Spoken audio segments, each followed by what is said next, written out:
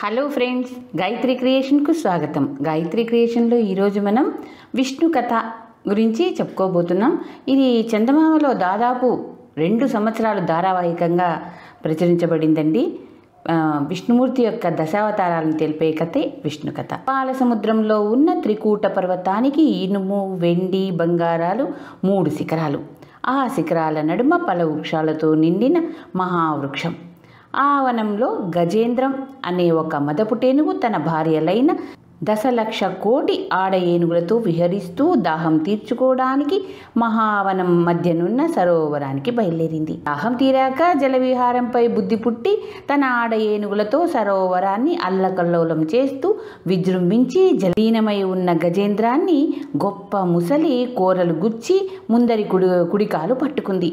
బాధతో గజేంద్రం చేసిన గీంకారానికి ఆడ ఏనుగులు బెదిరి చెల్లా చెదురుగా సరోవరం చుట్టూరా ఒడ్డు చేరుకొని గజేంద్రం పడుతున్న బాధ చూసి ఏడుస్తూ నిలబడ్డాయే కానీ ముసలి పట్టు నుండి ఎలా తప్పించాలో వాటికి తోచలేదు. గజేంద్రం ముసలి బారి నుండి తప్పించుకోవడానికి ఎన్ని ప్రయత్నాలు చేయాలో అన్నీ చేస్తూ తల్లడిల్లపోసాగింది. ఏనుగులు శోకాలు పెడుతూనే ఆకలి తీర్చుకుంటూ వేరే జలాశయాలకు వెళ్ళి నీరు తాగి వస్తూ పోతూ సరోవరం చుట్టూ తిరుగుతూ కన్నీరు కారిస్తున్నాయి. సరోవరంలో కరిమకరాల పోరాటం సాగుతూనే ఉంది. ఏనుగు దంతాలతో ముసలిని పొడిచేది. ముసలి ఎగిరి మీద పడి ఏనుగును శరీరమంతా రక్తధారలు కారేట్లు వాడి గోళ్లతో రక్కేది. ఏనుగు తొండంతో ముసలి వీపును బాదేది. ముసలి కరుకుల తోకతో ఏనుగును ఎడాపెడా కొట్టేది. ఏనుగు ముసలి మీద పడి 4 కాళ్లతో కుమ్మేయాలని చూస్తే ముసలి నీటి అడుగున దాగి ఉండేది. ఏనుగు ఎంతకు ముసలి జాడలేకపోవడం చూసి ఒడ్డు చేరబోతుంటే తటాలన ముసలి ఏనుగును పట్టుకుని లాక్కుపోయి నీట ముంచేది. ఇలాగా ఎన్నిసార్లు ఏనుగును ముప్పు తిప్పలు పెట్టిందో. ఏనుగుకు ముసలికి నిర్విరామంగా పోరాటం 1000 సంవత్సరాలు సాగింది. గజేంద్రం స్వశక్తిని నమ్ముకొని ఎంత సాహసించి పోరాడినా క్రమక్రమంగా శక్తి సన్నగిలుతుంది. ముసలి జలగ్రహం నీటిలో దాగి దాని బలం ఎక్కువ. ఏనుగు రక్తం పీలుస్తూ అది మరింత బలంతో బాగా ఒళ్ళు పెంచింది. ఏనుగు బొమికలతో మిగిలింది. ముసలి పట్టు నుండి మోక్షం పొందడం మరింక దానికి సాధ్యం కాదు. దాహం తీర్చుకోవడానికి ఈ సరోవరానికి నీరక వచ్చాను. దాహం తీర్చుకొని వెళ్ళిపోకుండా సరస్సులో ఎందుకు దిగాను? నా పాడుబుద్ధే నన్ను ముసలికి పట్టించింది అంటూ గజేంద్రం చింతించడం మొదలుపెట్టింది. నన్నెవరు రక్షిస్తారు? ఎవరిని పిలవాలి? నన్ను నేను రక్షించుకోని స్థితిలో ఉన్నా నా మనసులో ఏ మూలో నేను కాపాడుకోగలనన్న అవకాశం ఏదో ఉన్నదనే ఆశ. ఆ ఆశ వల్లనే రక్షణ కోరుకుంటున్నాను. అంటే నా ఆశకు ఆధారం ఏదో ఉండి తీరాలి. అదే దేవుడని పిలుస్తారు. దేవుడు, భగవంతుడు, ఈశ్వరుడు అనే భావనకు ఆది మూలమైన ఓ దేవుడా, కారణాలన్నింటికీ నువ్వే కారణానివి. నాలాంటి మదగర్వితులైన మందమతి జీవులను ఆపద రానంత వరకు నిన్ను తలచరు. బాధపడితే కానీ నీ అవసరం బోధపడదు. ఉన్నాడు అనేవాడు ఉన్నాడో లేదో అనే ఆందోళన పడిందే నువ్వు కనిపించవు అని పరిపరి విధాలా చింతనలో పడ్డ గజేంద్రానికి ముసలి పెడుతున్న బాధ కొంత తగ్గినట్లయింది. ఎప్పుడైతే గజేంద్రుడు చింతన మొదలు పెట్టాడో ఆ క్షణంలోనే ముసలి కోరలు కుదుళ్ళు సలుపు పుట్టింది. గుండెదడ చువుక్కు అనిపించింది. అయినా అది మరింత రోషంతో గజేంద్రం కాలిని నొక్కి నొక్కి పిప్పి చేస్తూనే ఉంది. జీవుల చెడ్డను బాధను హరించేవాడివి, అంతటా ఉండేవాడివి, వ్యాపిస్తూ ఉండేవాడివి. దేవుళ్లకు మూలమైన ఓ దేవుడా, ఈ జగత్తు జనించే హేతువుకి నువ్వే మూలహేతువు. నన్ను రక్షించమని ఎంత బలంగా నిన్ను కోరుతానో అంత వేగంగా నన్ను నువ్వు రక్షించుతావని నమ్ముతున్నాను. రక్షించి తీరగలవు. అన్నీ నువ్వే అవుతావు. మాటకు మనస్సుకు అందనివాడిగా ఉండే ఓ సర్వేశ్వరుడా, నాలాంటి దీనులను ఆదుకునే బాధ్యత నీదే కదా. జీవశక్తులన్నీ నశించిపోయిన నాలో ఇప్పుడు కన్నీరు హరించుకుపోయింది. నిన్ను ఎలుగెత్తి పిలవలేను సరికదా. నా నుండి చిన్న ములుగు కూడా రాదు. స్పృహ కూడా తప్పుతుంది. నన్ను రక్షించినా మానినా అంతా నీ ఇష్టం. నీవు తప్పితే నాకు ఇంకే దిక్కులు ధ్యాస లేదు అంటూ గజేంద్రుడు శక్తినంతా కూడా తీసుకొని తొండాన్ని ఎత్తి పిలుస్తున్నట్లుగా తిన్నగా చూశాడు. తల్లికి బలం తగ్గుతుందని పించింది. నోరు జారుతున్నట్లు, కంఠం బిగుసుపోతున్నట్లు తోచింది. తాను ఉన్నది లేనిది తెలియని స్థితిలో ఏనుగు కళ్ళు మూత పడుతుంటే అలాగే ఏమాత్రం చలనం లేకుండా ఉండిపోయింది. అప్పుడు విష్ణు వచ్చాడు. ఆకాశమంతా అతని రూపంతో నిండిపోయింది. తానొక సూక్ష్మమైన అణువునని గజేంద్రుడికి అనిపించింది. వస్తూనే విష్ణువు చేతనున్న చక్రాన్ని విడిచాడు. అభయముద్రగా పతాక హస్తం పట్టాడు. ప్రచండ వేగంతో గిర్రున తిరుగుతూ వచ్చిన విష్ణు చక్రం ముసలి తల నరికింది. ముసలి ఒక గంధర్వుడు. హూహు అనేది అతడి పేరు. దేవరుడు అనే ఋషి నీటిలో నిల్చుని ఉండగా నీటిలోంచి కనబడకుండా వెళ్ళి ముసలిలాగా ఋషి కాలు పట్టుకున్నాడు. ఋషి ఆ గంధర్వుని ముసలిగా పడి ఉండు అని శపించాడు. విష్ణు చక్రంతో ఆ శాపం తీరిపోయింది. ముసలి బారి నుండి విముక్తి పొందిన గజేంద్రాన్ని సరస్సు నుండి వెలుపలికి లాగి విష్ణువు అరచేత్తో దాని కుంభస్థలాన్ని నిమరాడు. ఆ స్పర్శకు గజేంద్రం పోయిన జలసత్వాలన్నీ శరీర పుష్టిని తిరిగి పొందింది. పూర్వజన్మ జ్ఞానం కూడా కలిగింది. గజేంద్రం వెనుకటి జన్మలో విష్ణు చింతనా తత్పరుడైన ఇంద్రముద్రుడనే మహారాజు. విష్ణుదాసలో ఉన్న అతను అగస్త్య మహర్షి రాక గమనించలేదు. ఋషి కోపగించి మదగజమై పుట్టుగాక అని శపించాడు. ఆ రాజే గజేంద్రంగా పుట్టి మోక్షం పొందాడు. గజేంద్ర మోక్షను సూత మహర్షి నైమిసారణ్యంలో జరుగుతున్న సత్రయాగానికి వచ్చిన సౌనకాది మునులకు చెప్పాడు. మునులు సూతుడితో, మునీంద్ర, గజేంద్ర మోక్ష కథ కేవలం ఒక ఏనుగుకు చెందినదిగా లేదు. జీవకోటి అంతకు, ముఖ్యంగా అనేక బంధాలతో బాధలతో చిక్కుకొని సతమతమయ్యే మానవ జీవికి వర్తించే కథలాగా ఉంది అని అన్నారు. సూతుడు, అవును, గజేంద్ర మోక్షం అంతర్ధానంతో కూడిందే. ఎవరు ఎలాగా అన్వయించుకున్నా సరిపోతుంది. కాలం విష్ణువు ఆధీనంలోనే ఇమిడుగుంది. కాలచక్రం భ్రమణంలో ఎన్నో సమస్యలు, కష్టాలు కలిసిపోతుంటాయి అని చెప్పాడు. మునులు, మునివర్య, గజేంద్ర మోక్షాన్ని బట్టి కారణాకారుడు సర్వేశ్వరుడు విష్ణువే అని తెలుస్తుంది. అటువంటి విష్ణు కథను పూర్తిగా వినాలని ఉవ్విళ్ళూరుతున్నాం. నీ ముందు మేము పిల్లల వంటి వాళ్ళం కనుక విష్ణువును గూర్చిన విశేషాలన్నీ మాకు సులభంగా బోధపడేలాగా వినిపించ ప్రార్థిస్తున్నాం అన్నారు. వ్యాసమహర్షి వలన సమస్త పురాణాలను, ఇతిహాసాలను, వాటిలోని విశేషార్థాలను ఎరిగిన నీవు ఒక్కడివే మమ్మల్ని కృతార్థుల్ని చేయగలవు అన్నారు. సూతుడు వారి మాటలకు సంతసించి అలాగే విందురు. కానీ వ్యాసమహర్షి విష్ణువును గూర్చి అనేక లీలావతార విశేషాంశాలతో ప్రత్యేకంగా మహాభాగవతాన్ని రచించి తన కుమారుడైన శుకునికి బోధించాడు. విష్ణు కథను విని తరించగోరిన పరీక్షిత్తు మహారాజుకు సుఖయోగి దాన్ని చెప్పాడు. గజేంద్రాన్ని రక్షించవచ్చిన విష్ణు అవతరణ ఆదిమూల అవతారం అని పేర్కొనబడింది. విష్ణువు అనేక అవతారాలు ఎత్తాడు. వాటిలో పరిణామ దశను అనుసరించే దశావతారాలు అనబడే 10 అవతారాలు ముఖ్యమైనవి. నారము అంటే నీరు, నీటికి మూలమైన వాడు కనుకనే విష్ణువు నారాయణుడు అయినాడు. నారాయణుడి నుండి నీరు పుట్టింది, నీటి నుండి జీవం పుట్టింది. విష్ణువు జలచరమై చేపగా అవతరించాడు. అదే మత్స్యావతారం.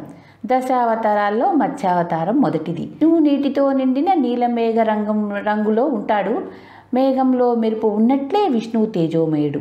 అతని నుండి వచ్చిన జలం కూడా తేజస్సుతో నిండి తెల్లని వెలుగు చిమ్ముతూ ఉంటుంది. ఆ జలమే కారణోదక క్షీరసాగరం. క్షీరసాగరంలో అనంతమైన కాలం శేషసర్పం రూపంతో చుట్టలు చుట్టుకుని ఉంటుంది. శేషునికి 1000 పడగలు. చివర అంటూ లేని శేషుని పైన శేషసాయిగా విష్ణువు పవళించి ఉండగా అతని బొడ్డు నుండి నాళంతో గొప్ప పద్మం పైకి లేచింది. ఆ పద్మంలో బ్రహ్మ ఆవిర్భవించాడు. బ్రహ్మ అన్నింటినీ సృజించాడు. అనంతమైన కాలం యుగాలుగా సాగుతూ ఉంటుంది. కృత, త్రేత, ద్వాపర, కలియుగాలు కలిసి ఒక మహాయుగం. 1000 మహాయుగాలు కలిసి ఒక కల్పం. కల్పం బ్రహ్మకు ఒక పగలు. పగలు పూర్తిగానే అతనికి నిద్ర ముంచుకొస్తుంది. అదే కల్పాంతరం. అప్పుడు అంతటా గాఢాంధకారం అలుముకుంటుంది. విష్ణువు నుండి వెలువడిన సంకర్షణాయుగుణ్ణి వేడిమి అన్నింటినీ మార్చేస్తుంది. పెనుగాలులు వీస్తుంటే కారు మేఘాలు గుంపులు గుంపులుగా ఏనుగు తొండాల లాంటి జలధారలు ఎడతెరిపి లేకుండా కురుస్తాయి. మహాసముద్రాలు ఆకాశాన్నంటి పొంగుతుంది. భూభువ సర్వలోకాలు మునిగిపోతాయి. ఎటు చూసినా జల బీభత్సం తప్పితే మరేమీ ఉండదు. ఆ విధంగా ప్రళయం సంభవిస్తుంది. బ్రహ్మ నిద్రపోయే రాత్రి అంతా ప్రళయకాలం. అది కల్పాంతరం దగ్గరవుతున్న సమయం. సత్యవత్రుడు అనే రాజర్షి నదిలో స్నానం చేసి నారాయణ ధ్యానం చేసి అర్ఘ్యం ఇవ్వబోయేటప్పుడు అతని దోసిట్లోకి బంగారు రంగులో ఉన్న చిన్న చేప వచ్చింది.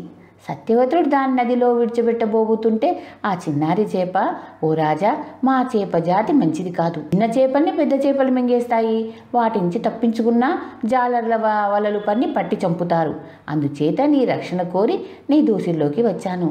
నిర్దయగా నన్ను విడిచిపెట్టకు అని పలికింది. సత్యవతుడు చేపను తన కమండలంలో ఉంచి తన నగరికి తీసుకువెళ్ళాడు. సత్యవతుడు మహారాజుగా రాజ్యపాలన చేస్తూనే గొప్ప తపస్సు చేసి రాజర్షి అయ్యాడు. విష్ణుభక్తి కలవాడు, గొప్ప జ్ఞాన సంపన్నుడు. కమండలంలో ఉంచిన చేపపిల్ల మర్నాటికే నిండుగా పెరిగి ఉక్కిరి బిక్కిరవుతూ, రాజా, నన్ను ఇందులోంచి తీసి కాస్త పెద్ద చోటులో చేర్చు అంటూ ఆర్తనాదం చేసింది. ఆ చేపను పెద్ద నీటి తొట్టిలో విడిచిన కొద్దిసేపటికి చేప ఎదిగి అది కూడా చాలకపోగా సత్యవతుడు దాన్ని చిన్న మడుగులో వేశాడు. చేప పెరిగిపోతూనే ఉంది. మడుగు నుండి పెద్ద సరోవరానికి, సరోవరం నుండి మహాజలాశయానికి చేర్చిన అలా పెరిగిపోతున్న ఆ పెద్ద చేపను సముద్రానికి చేర్చగా, ఓ రాజర్షి, నీ రక్షణ కోరి నన్ను సముద్రంలో వదిలిపోతావా? ఇది న్యాయమేనా?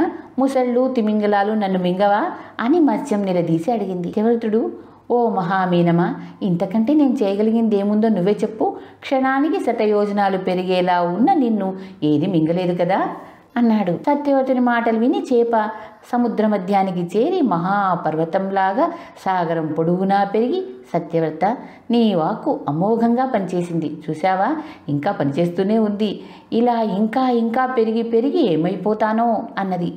అప్పుడు సత్యవతుడు చేతులెత్తి మొక్కుతూ, మత్స్య రూపంలో ఉన్న ఓ నారాయణ, రక్షణ కోరుతున్నట్లే వచ్చి నన్ను రక్షించడానికే మత్స్యావతారం ఎత్తావు. నీ లీలలు తెలుసుకోవడానికి నేనేమాత్రం అంటూ ఎన్నో విధాలా స్తుతించాడు. అప్పుడు మత్స్యావతారంలో ఉన్న విష్ణువు, ఓ రాజా, 7 దినాలకు కల్పాంతరం రాబోతుంది. జలయాల్లో అంతా మునిగిపోతుంది. జ్ఞానం, ఓషధులు, విత్తులు నశించకూడదు. ముందొచ్చే కల్పానికి అవి లేకపోతే ఎలాగా? అందుచేత అవి రక్షించబడాలి. నీకోసం ఒక పెద్ద నౌక గాఢాంధకారంలో దీపంలాగా వెలుగుతూ వస్తుంది. అందులో సప్తఋషులుంటారు. ఆ వెలుగు వారిదే. ఓషధాలని, విత్తనాల రాసుల్ని నీతో పాటు నౌకలోనికి చేర్చు. నా మీద ఉండే కొమ్ము చివరతో మీరుండే నావను పట్టి ఉంచి మునిగిపోకుండా అన్ని విధాలా నేను రక్షించుతూ ఉంటాను. అందుకే నేను ఇలాగా అవతరించాను. బ్రహ్మ మేల్కొంచే వరకు నావ ధ్రువుణ్ణి దిక్సూచిలాగా పెట్టుకొని పయనిస్తూ ఉంటుంది. రాబోయే కల్పంలో నువ్వు వైవస్వతుడు అనే పేరున మునువుగా ఉంటావు అని ఆదేశించాడు. సత్యవతుడు విష్ణువు అనే ఆనతిని తలదాల్చి వినమ్రుడై మొక్కాడు. మత్స్యావతారం 4 రెక్కలు ఊపుతూ, తోకతో తుళ్ళు గొడుతూ, ఉవ్వెత్తున లేస్తూ, కెరటాలను చీల్చుకుంటూ సముద్రంలోనికి వెళ్ళింది. బ్రహ్మ మంచి నిద్ర తీస్తున్నాడు. అంధకారంలో విలయతాండవం జరుగుతుంది. హయగ్రీవుడు అనబడే సోమకాసురుడు తలం నుండి సముద్రం మీదకు వచ్చి గబ్బిలంలాగా బ్రహ్మ ఉండే సత్యలోకానికి ఎగిరాడు. నిద్ర వచ్చి బ్రహ్మ ఆవలిస్తున్నప్పుడు అతని 4 ముఖాల నుండి తెలుపు, ఎరుపు, పసుపు, నీలం రంగుల్లో ప్రకాశిస్తున్న 4 వేదాలు వెలుగులోనికి వచ్చి పక్కనే పడి ఉన్నాయి. హయగ్రీవుడు వాటిని తస్కరించుకుపోయి సముద్రం మట్టడుగున శిలల పొదల్లో దాచాడు. హయగ్రీవుడు దేవతలకు, విష్ణువుకు ప్రబల విరోధి. వేదాలు లేకుండా బ్రహ్మ సృష్టి చేయలేడు. కల్పకల్పానికి మంచిని, ప్రగతిని పెంపొందించాలనే విష్ణు సంకల్పం చెడగొట్టడమే వాడి ఉద్దేశం. ప్రళయ సముద్రం భూమిని ముంచుతున్న సమయంలో ఎదురు చూస్తున్న సత్యవతుడికి అంధకారంలో ఎదురుగా చిన్న వెలుగు చుక్కలా కనిపించింది. పెద్దదవుతూ సమీపిస్తుంది. అదే సప్తఋషుల కాంతితో నిండిన నావ. ఓషధులను, నానావిధ బీజ సంపదను నావలోనికి చేర్చి సత్యవతుడు నారాయణ సంకీర్తనం చేస్తూ నావలో ప్రయాణిస్తున్నాడు. మత్స్యావతారం ముక్కుపై నిలువుగా పెద్ద కొమ్ము ఉంది. నక్షత్రంలాగా మెరుస్తున్న ఆ కొమ్ము చివరను చుట్టుకొని ఒక మహాసర్పం పెద్ద త్రాటితో కట్టబడినట్లు ఓడను కలిపి పట్టుకొని పడగ విప్పి ప్రళయ ప్రపంచనాలు పీల్చి దిగమింగుతూ ఉంది. మత్స్యావతారం తన రెక్కలతో కెరటాలను తులదూగుతూ సముద్రాన్ని చీల్చుకొని నావను భద్రంగా తీసుకెళ్తుంది. ధ్రువతార గుర్తుగా నౌక పువ్వులాగా తేలుతూ పయనిస్తుంది. సముద్రం అడుగున దాచిన వేదాలను కాపలా కాస్తూ సోమాకసురుడు సముద్రం లోపల తిరుగుతున్నాడు. 4 వేదాలు 4 శిశువులుగా మారి ఆరుమంటున్న ఆర్తనాదం లీలగా వినిపిస్తుంది. మత్స్యావతారం వేదాలను వెతుకుతూ వెళుతుంది. మహామత్స్యాన్ని చూసి సోమాకసురుడు భీతిల్లుతూనే మొండి ధైర్యంతో ముళ్ళగద ఎత్తి ఎదుర్కొన్నాడు. అప్పుడు విష్ణువు నడుము వరకు మత్స్యంగా చతుర్బాహులతో అవతరించాడు. మత్స్యమూర్తికి సోమాసురుడికి ఘోరంగా సంగ్రామం జరిగింది. సోమాకసుడు సముద్రం మట్టడుగా చేరి పోరాడుతుంటే విష్ణువు చక్రంతో వాణ్ణి ముక్కలు ముక్కలుగా నరికి హతమార్చాడు. విష్ణువు పసిబిడ్డల రూపంలో ఉన్న వేదాలను ఎత్తుకొని ఇద్దరేసి పిల్లల్ని చెరో సందిట చేర్చుకొని నీటి మీదికి వచ్చాడు. పిల్లలు విష్ణువు కంఠహారాల్లోని శ్రీవత్సం కౌస్తుభం మణులను చిట్టి చేతులతో ఆడుకుంటూ కిలకిలా నవ్వుతూ కేరింతలు కొడుతున్నారు. 4 పిల్లలు తెలుపు, ఎరుపు, పసుపు, నీలం కాంతితో మెరుస్తున్నారు. విష్ణుమీది చేతుల్లో శంఖచక్రాలు మెరుస్తున్నాయి. విష్ణువు మత్స్యావతార మూర్తిని చూసి ఋషులు, సత్యవర్తులు మహదానందంతో మైమరిచి చేతులెత్తి మొక్కుతూ స్తోత్రం చేశారు. ప్రళయ సముద్రం శాంతించి భూభాగం ఏర్పడుతూ ఉంది. నౌక గమ్యం చేరుకుంది. బ్రహ్మకు పగటి ప్రమాణం ఎంతో, రాత్రి అంతే. అతని నిద్రాకాలం పూర్తి కావస్తుంది. సరికొత్త కల్పం ఆరంభమవుతుంది. సరస్వతీదేవి ముందుగా లేచి వీణ సవరించి భూపాల రాగాన్ని పలికిస్తూ ఉంది. బ్రహ్మ మేలుకొని 4 తలల్లో ఏదో ఒక తల వెలితి అనిపించి పరికించి చూస్తే వేదాలు లేవు.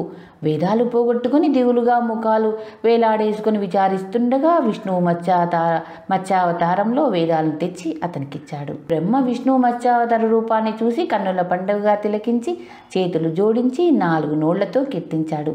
ఓ నారాయణ, నీ మత్స్యావతారాన్ని ధ్యానించిన వారికి ప్రళయంలాగా విరుచుకు వచ్చిన ఆపదలన్నీ తొలగిపోతాయి. అజ్ఞానందకారం పటాపంచలైపోతుంది అని బ్రహ్మ అన్నాడు. మత్స్యావతారం ఎత్తిన కార్యం పూర్తిగా నెరవేరింది.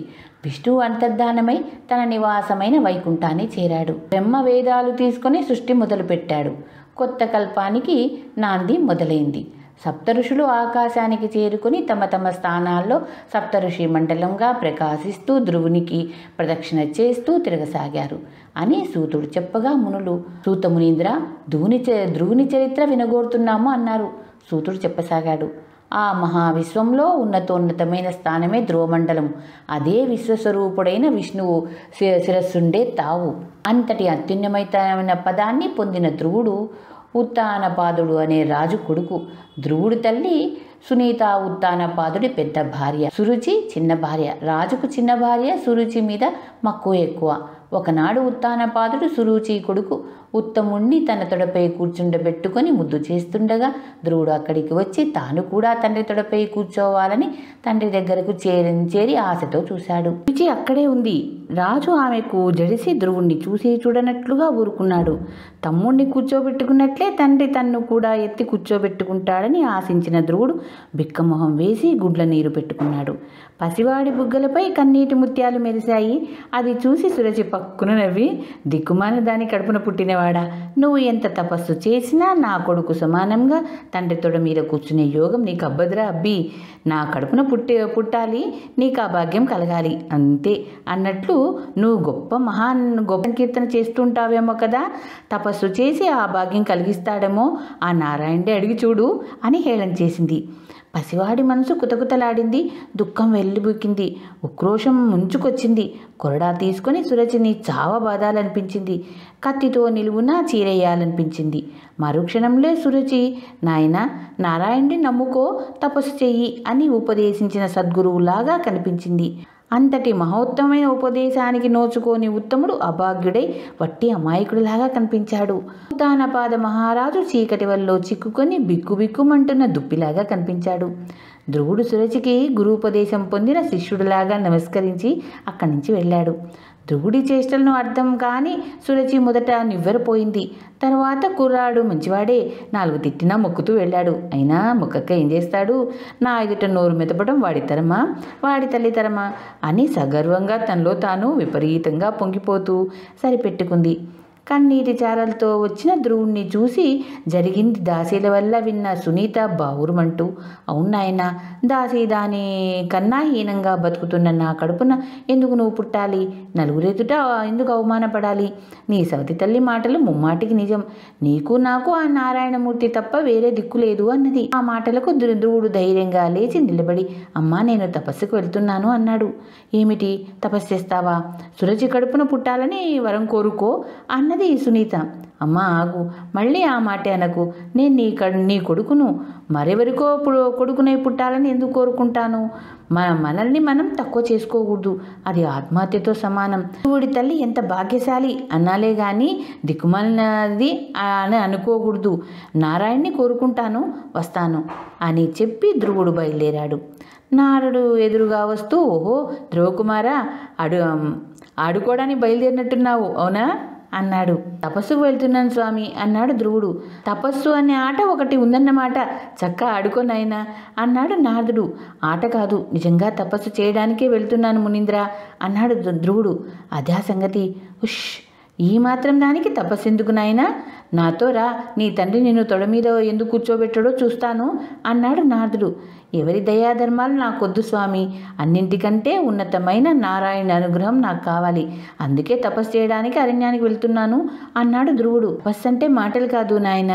అరణ్యంలో పులులు, సింహాలు మొదలైన క్రూరమృగాలు ఉంటాయి. ఎండ, వాన, చలి అన్నీ బాధగానే ఉంటాయి.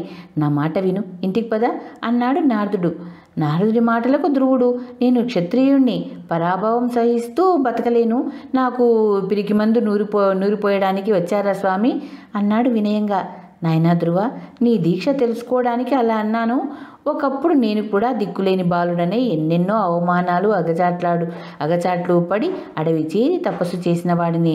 నువ్వు మధువనానికి వెళ్ళి ఓం నమో నారాయణ అని జపిస్తూ తపస్సు చేయి. నిన్ను ఆశీర్వదిస్తున్నాను, కృతార్థుడవైరా అని నారదుడు అన్నాడు అని సూతుడు చెప్పగా మునులు, మునీంద్ర, నారదుడు ఎందుకు అగచాట్లు పడ్డాడు? నారదుడి వృత్తాంతం వినాలని కుతూహలంగా ఉంది అన్నారు. సూతుడు నారదుడి గురించి చెప్పసాగాడు. ముందు జన్మలో నారదుడు ఒక దాసికి కొడుకై జన్మించాడు. ఆ దాసి ఒక భాగవతోత్తముడి ఇంట పనిచేస్తూ ఉండేది. ఆ ఇంట సదా మునులు, జ్ఞానులు అతిథి సత్కారాలను పొందుతూ ఉండేవారు. పసివాడైన నారదుడు వారికి అవసరమైనప్పుడల్లా నీళ్లు అందిస్తూ సపర్యలు చేస్తూ వారు మాట్లాడుకునే గొప్ప గొప్ప విషయాలను, విష్ణు మహిమలను శ్రద్ధగా ఆలకిస్తూ ఉండేవాడు. నీరు ఇచ్చేవాడని వారు పసివాడని నారదుడు అని పేరు పెట్టి నారద అని పిలుస్తూ ఉండేవారు. అంతలో అతని తల్లి పాము కాటుతో మరణించింది. పసివాడికి తండ్రి ఎవరో ఏమైనాడో తెలియదు. తోటి పిల్లలు నారదుడిని దాసీదాని కొడుకని, దిక్కుమాలిన వాడని అంటూ ఉండేవారు. కొద్ది రోజులకే ఇంటి యజమాని భాగవతోత్తముడు కూడా గతించాడు. నారదుడు నిరాశుడై తిరుగుతూ ఆకలితో ఏ ఇంటి ముందైనా నిలబడితే అతని దొంగను చూసినట్టు చూసి తరిమేవారు. తండ్రి ఎవరో తెలియని పాపిష్టివాడని తిట్టేవారు. నారదుడు పరమసాధువు అవడం చూసి దుడుకు పిల్లలు రాళ్ళు రువ్వి కొట్టి ఏడిపించి ఆనందిస్తూ ఉండేవారు. నేను ఈ మనుషుల్లో ఎందుకు పుట్టాను? నేనేం తప్పు చేశాను? నన్ను ఇంత అన్యాయంగా చూస్తున్నారు. క్రిమికీటకాలు, అడవుల్లో మృగాలు హాయిగా బతుకుతున్నాయి అని అనుకుంటూ నారదుడు ఊరు విడిచి అడవి దారి పట్టాడు. అతనికి మునులు, జ్ఞానులు చెప్పుకునే విషయాలు గుర్తుకొచ్చాయి. నేనెందుకు తపస్సు చేయకూడదు? గొప్ప పుట్టుక దేవతల్లోనే పుట్టాలి అని అనుకుంటూ తపస్సు మొదలుపెట్టాడు నారదుడు. దిక్కులేని వాడుకు ఎవడు దిక్కో, ఈ లోకానికంతకు ఎవడు తండ్రో అతడే నాకు అన్ని. నన్ను అతడేం చేసినా సరే అంతా అతని ఇష్టం అంటూ కాలం గుర్తు లేకుండా ఘోరమైన తపస్సు చేశాడు. నారదుడి తపస్సు పరిపక్వమైంది. అతనిపై గొప్ప తేజస్సు పడి అతన్ని ఆవరించింది. జ్యోతి రూపంలో ప్రసన్నుడైన విష్ణువు, వత్స నారద, నీవు నాలో కలిసిపోతున్నావు. నీవు బ్రహ్మ మానసపుత్రుడవై జన్మిస్తావు. నీలో నా అంశ ఉంటుంది. చిరంజీవిగా త్రికాల వేదివై ముల్లోకాలు తిరుగుతూ సదా నన్ను కీర్తిస్తూ ఉంటావు అని చెప్పాడు. నారదుడు విష్ణు అంశతో బ్రహ్మకు కుమారుడై దేవమునిగా పూజింపబడ్డాడు. విష్ణువు యొక్క లీలావతారాల్లో నారదుని అవతారం ఒకటిగా చెప్పబడింది. అటువంటి నారదుడి వల్ల ఉపదేశం పొంది ధ్రువుడు చరచరా వెళ్తుంటే, అన్నా ఆగు, అడవికి వెళ్ళొద్దు అంటూ పరుగున ఉత్తముడు ఏడుస్తూ వచ్చి ధ్రువుడికి అడ్డంగా చేతులు చాచి నిల్చొని, నువ్వు అడవికి పోతే నేనెవరితో కలిసి హరిభజన చేసేది? ఆడించడానికి నీలాంటి అన్నయ్య ఎక్కడ దొరుకుతాడు? మా అమ్మ నిన్ను అన్ని మాటలన్నదని నా మీద నీకెందుకు కోపం? వెళ్ళకు రా అంటూ వలవలా ఏడ్చాడు. ధ్రువుడు ఉత్తముడిని కౌగిలించుకొని, తమ్ముడు, నన్ను కన్నందుకు మా అమ్మ కూడా గొప్పది అనిపించుకోవద్దా? అందుకే వెళ్తున్నాను అన్నాడు. తమ్ముడు, అయితే నేను నీతో అడవికి వస్తాను. నువ్వు తపస్సులో ఉంటే నేను పళ్ళు అవి తెస్తుంటాను అన్నాడు. ధ్రువుడు అలా అయితే మీ అమ్మ ఏడుస్తుంది తమ్ముడు, నేను అన్నను, నా మాట వినాలి అన్నాడు ఆప్యాయంగా. ఆ మాటతో ఉత్తముడు అలాగే చతికిలపడి ఏడుస్తుంటే సురచి వచ్చి బుజ్జగించబోతే, అమ్మా నన్ను ముట్టుకోకు, నీ మూలాన్ని అన్నయ్య వెళ్ళిపోతున్నాడు అన్నాడు. సురచి లజ్జతో తల వంచుకొని, నేను పాపిష్టిదాన్ని, అంతా నా మూలానే జరిగింది అని అంటుంటే ఉత్తానపాదుడు, ధ్రువ ధ్రువ ఆగు నాయనా, ఇదంతా నా మందబుద్ధి వల్లే జరిగింది, నా సింహాసనం నీది, రా నాయనా అంటూ ఎలుగెత్తి పిలుస్తూ అక్కడికి వచ్చాడు.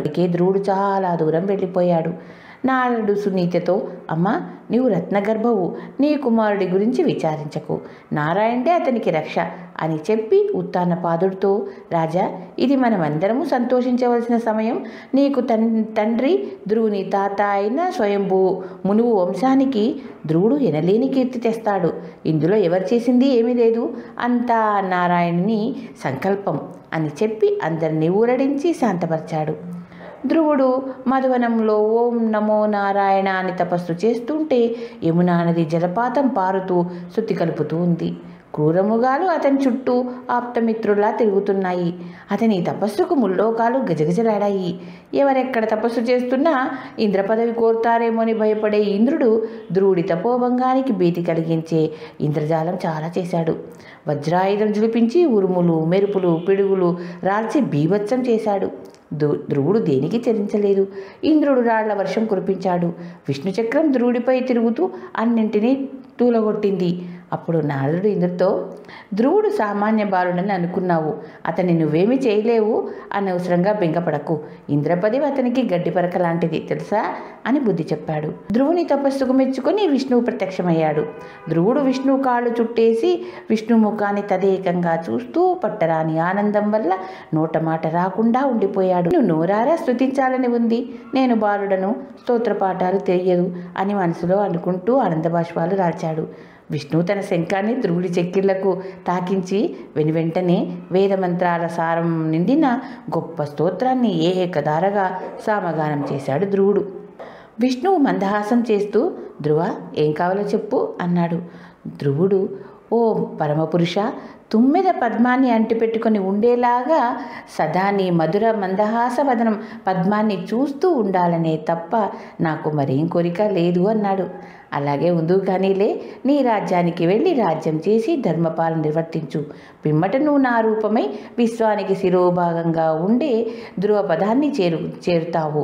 కల్పాంతరాలు గతిస్తున్న చెక్కు చెదరని అచల పదాన్ని అలంకరించి వెలుగుతూ ఉంటావు అని చెప్పి అంతర్ధానమయ్యాడు విష్ణువు. ధ్రువుణ్ణి అనుగ్రహించిన విష్ణువు అవతరణ ధ్రువ నారాయణ అవతారమని చెప్పబడింది. ధ్రువుడు మాహిష్పతి నగరానికి వచ్చాడు. ఉత్తానపాదుడు అతనికి రాజ్యాన్ని అప్పగించి తపస్సుకు వెళ్ళిపోయాడు. ధ్రువుడు చక్కగా రాజ్యపాలన చేస్తున్నాడు. ఉత్తముడు ఇంకా వివాహితుడు కాలేదు.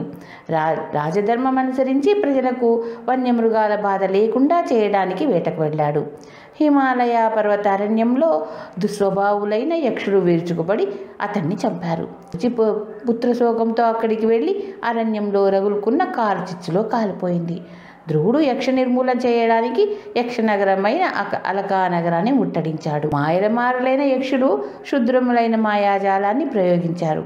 ధ్రువుడు నారాయణాస్త్రంతో మాయలన్నీ పటాపంచలు చేసి విజృంభించాడు. వేరుడు శరణాగతుడై ధ్రువుణ్ణి మంచి చేసుకుని అనేక సంపదలిచ్చి పంపాడు. ధ్రువుడు పలువురు కుమారులను కన్నాడు. ఆదర్శ రాజ్యపాలన చేసి స్వయంభూ మును వంశానికి కీర్తి తెచ్చాడు. చిరకాలం రాజ్యం చేసి కుమారుడికి పట్టం కట్టి ధ్రువుడు బద్రికావనానికి వెళ్ళాడు. విష్ణువును ధ్యానిస్తూ బంగారు శరీరాన్ని పొందాడు. విష్ణువు ఆదేశంతో విష్ణుభటులు విమానం తెచ్చారు. వారు 4 చేతులతో విష్ణువులాగా ఉన్నారు. ధ్రువుడు వారితో, మా అమ్మకు లేని ఉన్నత పదం నాకు అవసరం లేదు అన్నాడు. విష్ణుదూతలు ముందుగా ఒక దివ్య విమానంలో ధ్రువమండలానికి వెళ్తున్న సునీతిని చూపించారు. అప్పుడు ధ్రువుడు సంతోషించి విమానం ఎక్కి గ్రహమండలాన్ని, నక్షత్రమండలాన్ని, సప్తఋషి మండలాన్ని దాటి ధ్రువమండలానికి చేరాడు. ధ్రువపదాన్ని విష్ణుపదమని ధ్రువక్షితి అని అంటారు. విష్ణువు నివాసమైన వైకుంఠం అక్కడే ఉంటుంది. ధ్రువక్షితిలోనే గోళలోకం ఉంటుంది. గోళలోకంలో విష్ణువు 2 చేతులతో కృష్ణుడిగా ప్రకృతి స్వరూపుడి అయిన రాధాదేవితో కలిసి వేణువును ఊదుతూ ఆనందిస్తూ ఉంటాడు. గోలోకానికి పైన గొప్ప అంధకారం వ్యాపించి ఉంటుంది. ఆ అంధకారానికి అవతల విష్ణు వైకుంఠవాసుడై వెలుగుతూ ఉంటాడు. శివుడు సదా విష్ణువును చూస్తూ ఉజ్వల కాంతితో ప్రకాశించాడు.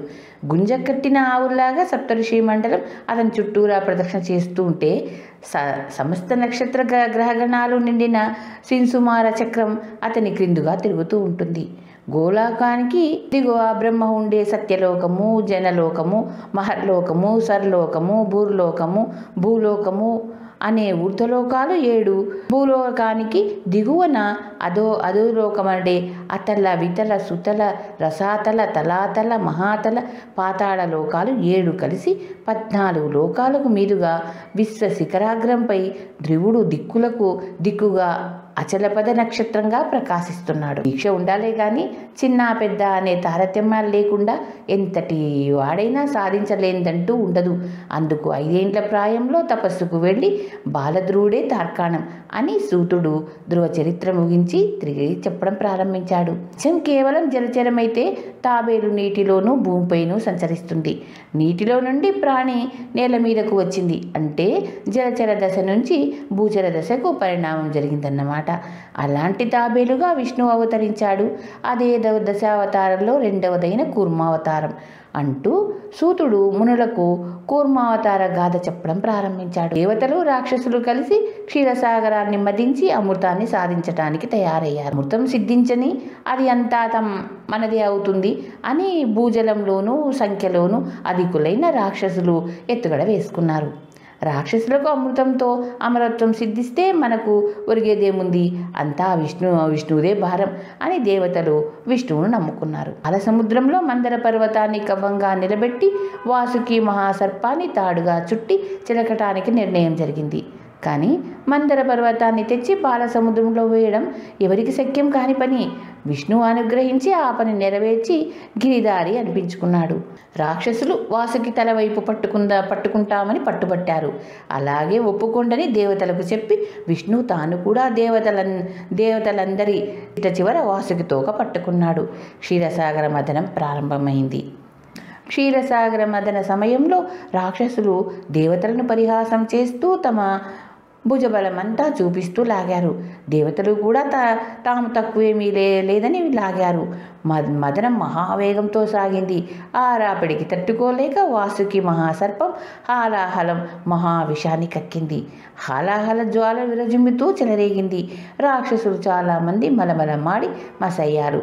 ఆలాహల మహాగ్ని విజృంభించి లోకాన్ని గ్రహించే ప్రమాదం ఏర్పడింది. అదే సమయంలో మందర పర్వతం సముద్రంలోకి కుంగిపోయింది. అందరూ హరహర అని శివుణ్ణి ప్రార్థించారు. శివుడు హలాహలాన్ని మింగి గొంతులోనే ఉంచి లోకాన్ని రక్షించాడు. గరళకంఠుడు అనిపించుకున్నాడు. గండం తప్పింది కానీ పర్వతం మునిగిపోయింది. దేవతలు విష్ణువుని ప్రార్థించారు. విష్ణువు పెద్ద తాబేలుగా కూర్మావతారం తాల్చి సముద్రంలో కుంగిపోయిన మందర పర్వతాన్ని మూపున మోస్తూ మీదకు తెచ్చాడు. తాబేలే మందరగిరిని మోస్తూ కిందను పర్వతం అటు ఇటు వెనక్కండా పర్వతంలాగా కూర్చొని తో అదిమి పెడుతూ మీదను ఇంకొక వంక దేవతలతో కలిసి సముద్రం చిలుకుతూ బహురూపాలతో విష్ణువు కనిపించాడు. సాగర మదనం సక్రమంగా సాగింది. క్షీరసాగరం నుంచి చంద్రుడు, లక్ష్మి, కల్పవృక్షం, కామధేనువు, ఐరావతం, ఏనుగు, ఉచ్చైస గుర్రం, సుర అనే మత్తు, ఉత్తేజం కలిగించే పానీయము ఇంకా ఎన్నెన్నో ఉద్భవించడం జరిగింది. చల్లని చంద్రుణ్ణి శివుడి కంఠంలోని హాలాహలం వేడికి ఉపశమనంగా తలపై ధరించి చంద్రశేఖరుడయ్యాడు. లక్ష్మీదేవి శ్రీవస్త్ర కౌస్తుభం మణులతో కూడిన వైజయంతి మాలను చేసి విష్ణువును వరించింది. విష్ణువు లక్ష్మీకాంతుడయ్యాడు. సురను దేవతలు స్వీకరించి సురలు అనిపించుకున్నారు. చిట్ట చివరకు అమృతం సిద్ధించింది. విష్ణువు ఆయుర్వేదానికి మూల విరాట్ అయిన ధన్వంతరి అవతారంతో అమృత కలశాన్ని అనేక ఔషధులను ధరించి పద్మాసనంపై కూర్చొని సముద్రం నుంచి వచ్చాడు. తన కోసం పాల సముద్రాన్ని తరిస్తే ప్రారంభంలో హాలాహలం విషం పుట్టింది. ఎన్నెన్నో విశేషాలు దైవ సహాయాలు జరిగాక అమృతం సిద్ధించింది. లక్ష్య సాధన అయింది.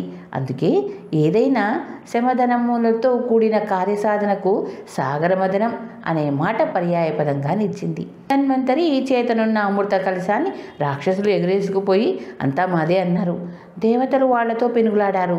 దేవదానవులు పెనుగులాట ముమ్మరంగా సాగుతున్న సమయంలో ముజ్జగాలను సన్మోహపరిచే జగన్మోహిని అక్కడికి వచ్చింది. ఆమెను చూసి రాక్షసులు పరవశించిపోయారు. మోహిని రాక్షసులతో అమృతాన్ని ఇలా తెండి, నేను పంచుతాను అంది. జగన్మోహిని తమతో మాట్లాడినందుకే రాక్షసులు పొంగిపోతూ అమృత కలశం ఆమెకు అందించారు. రాక్షసులు ఒక వరుసన, దేవతలు ఇంకొక వరుసన కూర్చున్నారు. ఉభయ శ్రేణుల నడుమ జగన్మోహిని నృత్యం చేస్తున్నట్లు అడుగులు వేస్తూ అమృత కలశాన్ని నడుమున ఆనించి వంచడానికి తయారైంది. ఏమి జరుగుతుందో అని దేవతలు నిశ్చేష్టుడై చూస్తున్నారు. రాక్షసులు మోహిని సౌందర్య విలాసాలను చూస్తూ తన్మయంలో ఉన్నారు. దేవతలు కూడా జగన్మోహిని ఎవరో మొదట తెలుసుకోలేకపోయి రాక్షసులను మభ్యపెట్టి అమృతాన్ని దేవతలకు మాత్రమే పోస్తున్నప్పుడు ఆ విశ్వమోహిని విష్ణువే అని గ్రహించి గుట్టుచాప్పుడు కాకుండా అమృతాన్ని తాగుతున్నారు.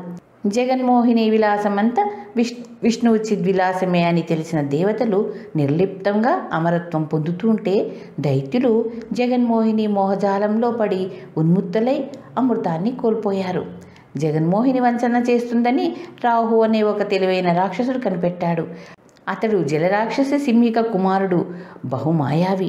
జరుగుతున్న మోసాన్ని చెప్పినా వినిపించుకునే స్థితిలో రాక్షసులు లేకపోవటం చూసి రాహు దేవతల రూపు ధరించి దేవత వరసలో చేరి అమృతాన్ని తాగాడు. సూర్యచంద్రులు అది గమనించి మందర పర్వతాగ్రపై ఉన్న విష్ణువుగానే ఉన్న బహురూపి అయిన విష్ణువుతో చెప్పారు. విష్ణువు తన చక్రాన్ని రాక్షసుడి పైకి పంపాడు. రాహు చక్రాన్ని తప్పించుకోవాలని గ్రహాలు తిరిగి అంతరిక్షానికి ఎగిరాడు. విష్ణు చక్రం వెంబడించి రాక్షసుడి తలను ఖండించి తలను మొండాన్ని వేరు చేసింది. అమృత ప్రభావం వల్ల తల మొండెము రెండు సజీవంగా ఉండి తల రాహువుగాను మొండెం కేతువుగాను రెండు గ్రహాలుగా మారి గ్రహ కూటమిలో చేరాయి. రాహుకేతు గ్రహాలతో గ్రహాలు 9 అయ్యాయి. సూర్యచంద్రులపైన కసితో అమావాస్య పౌర్ణమి దినాలలో రాహుకేతువులు వారిని పట్టి పీడించసాగారు. ఆ విధంగా సూర్యచంద్ర గ్రహణాలు ఏర్పడ్డాయి. అమృతాన్ని అంతా దేవతలకు ఇచ్చి జగన్మోహిని అంతర్ధానమైంది. రాక్షసులు తమ తెలివిమాలినతనానికి చింతించి అప్పటి నుంచి విష్ణువుకు దేవతలకు బద్ధశత్రువులైనారు. అమృత మదన సందర్భంగా విష్ణువు కూర్మ అవతారాన్ని, ధన్వంతరి అవతారాన్ని, జగన్మోహిని అవతారాన్ని ధరించాడు. ధన్వంతరి అమృతంతో పాటు ఔషధ వేదాన్ని తెచ్చాడు. ధన్వంతరి వేదశాస్త్రానికి అధినేతగా వైద్యుల కుల దైవంగా అర్చించబడ్డాడు.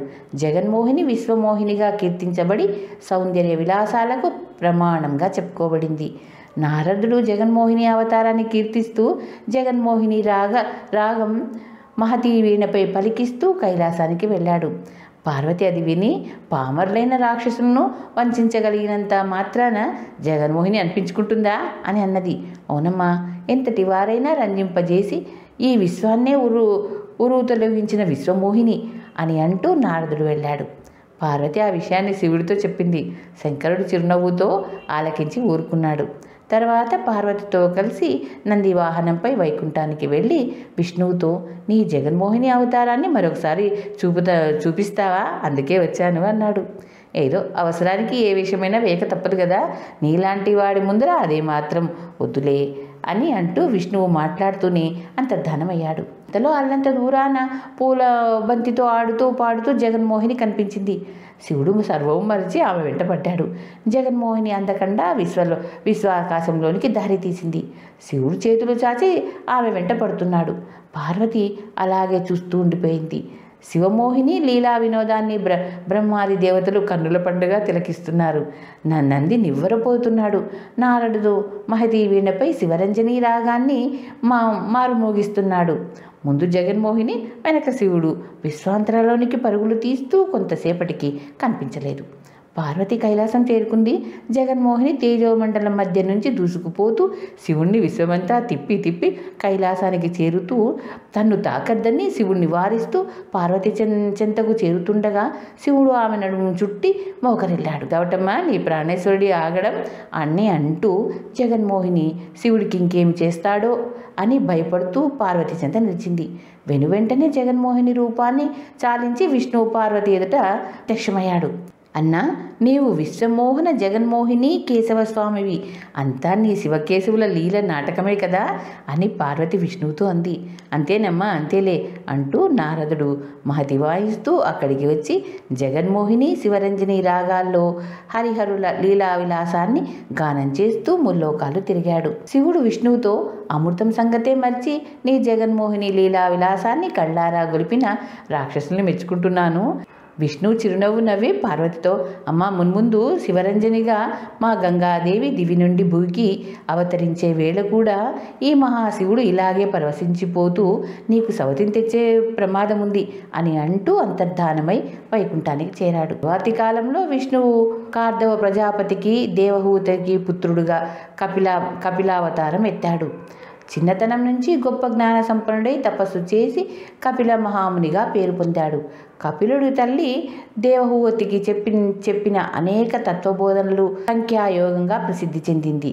కపిల మహర్షి పాతాళంలో ఒక గృహలో తపస్సు నిర్విరామంగా చేస్తున్న కాలంలో భూమి మీద నగర చక్రవర్తి సురవ అశ్వమేధ యాగాన్ని తలపెట్టాడు. ఇంద్రుడు యాగస్వాన్ని మాయం చేసి కపిల మహర్షి తపస్సు చేస్తున్న గుహలో దాచాడు. తగరుడికి 1000 మంది కుమారులు గుర్రాన్ని వెతుకుతూ పాతాళానికి బిలం తవ్వుకొని వెళ్ళి కపిల మహర్షి గుహలో చూశారు. కపిలుడే గుర్రాన్ని అపహరించి దాచి దొంగ జపం చేస్తున్నాడని విరుచుకుపడ్డారు. కపిలుడు కళ్ళు తెరిచి చూసేసరికి వారంతా బురదయ్యారు. ఆ భస్మాసురులపై విష్ణుపాదం నుండి పుట్టి స్వర్గంలో మందాకినిగా ప్రవహిస్తున్న గంగను ప్రవహింపజేసి పితరులను తరింపజేయడానికి సగరుడు మునిమనమడైన భగీరథుడు గొప్ప తపస్సు చేసి గంగాదేవిని ప్రసన్నం చేసుకున్నాడు. గంగ దాటిని తట్టుకొని భరించగల శివుణ్ణి తపస్సుతో ప్రసన్నం చేసుకున్నాడు. గంగా అవతరణలో శివుడు గంగాదేవిని చూసి పరవశించి గంగను తన జూటంలో గాఢంగా బంధించుకున్నాడు. తర్వాత భగీరథుడి ప్రార్థనపై ముడి సడిలించి కొద్దిగా గంగను వదిలాడు. గంగ భగీరథుడి వెంట వెళ్ళి అతని పితరుల భస్మాసురులపై ప్రవహించి తరింపజేసింది. పరమశివుడు గంగాధరుడై రంకాసించాడు. ఆ విధంగా గంగ పార్వతికి సవతి అయింది. సనకద నందనాలు మునులు అనబడే సనకుడు, సనందులు, సత్ప్రజాతుడు, సనత్కురుడు అనే 4 బ్రహ్మ మానస పుత్రులు ఎప్పుడూ బాలుల వలె ఉంటారు. విష్ణు భక్తి తత్పరులై విష్ణువును కీర్తిస్తూ అన్ని లోకాలు నిరాటంకంగా తిరుగుతూ ఉంటారు. వారు విష్ణువుని చూడగోరి వైకుంఠానికి వెళ్ళారు. అన్ని ద్వారాలు దాటి విష్ణు మందిరం ద్వారం చేరుకున్నారు.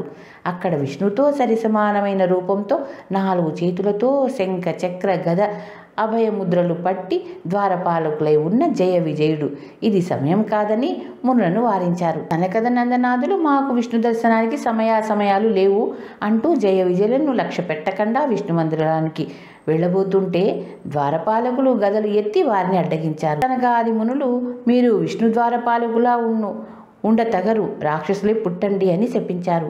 ద్వారం దగ్గర కలకలం విని లక్ష్మి వెంట రాగా విష్ణువు తలుపులు తెరుచుకుని అక్కడికి వచ్చాడు. జయ విజయులు మునులు తమకిచ్చిన శాపాన్ని చెప్పుకొని ఆక్రోశించారు. మునులు తొందరపడి శపించినందుకు లోలోన చాలా విచారించారు. విష్ణువు జయ విజయులతో మహామునుల శాపం మీరరాంది నా పట్ల మిత్రభావంతో 7 జన్మల్లో తరించి వస్తారా, లేక నన్ను ద్వేషిస్తూ నాకు శత్రువులై 3 జన్మల్లో నా చేత అంతముంది ఇక్కడికి వస్తారా అని అడిగాడు. జయ విజయులు విష్ణు సన్నిధాన్ని త్వరగా చేరుకోవడానికి 3 జన్మలే కోరుకున్నారు.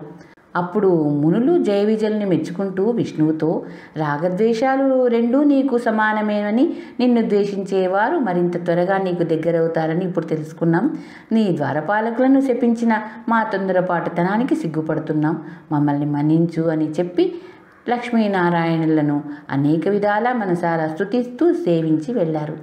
జయ విజయులు కశ్యప ప్రజాపతి భార్య దితి కడుపున హిరణ్యకశిపుడు హిరణ్యాక్షుడుగా పుట్టారు. అన్నదమ్ములు గొప్ప పరాక్రమంతులై తపస్సు చేసి బ్రహ్మను మెప్పించి వరాలు పొందారు.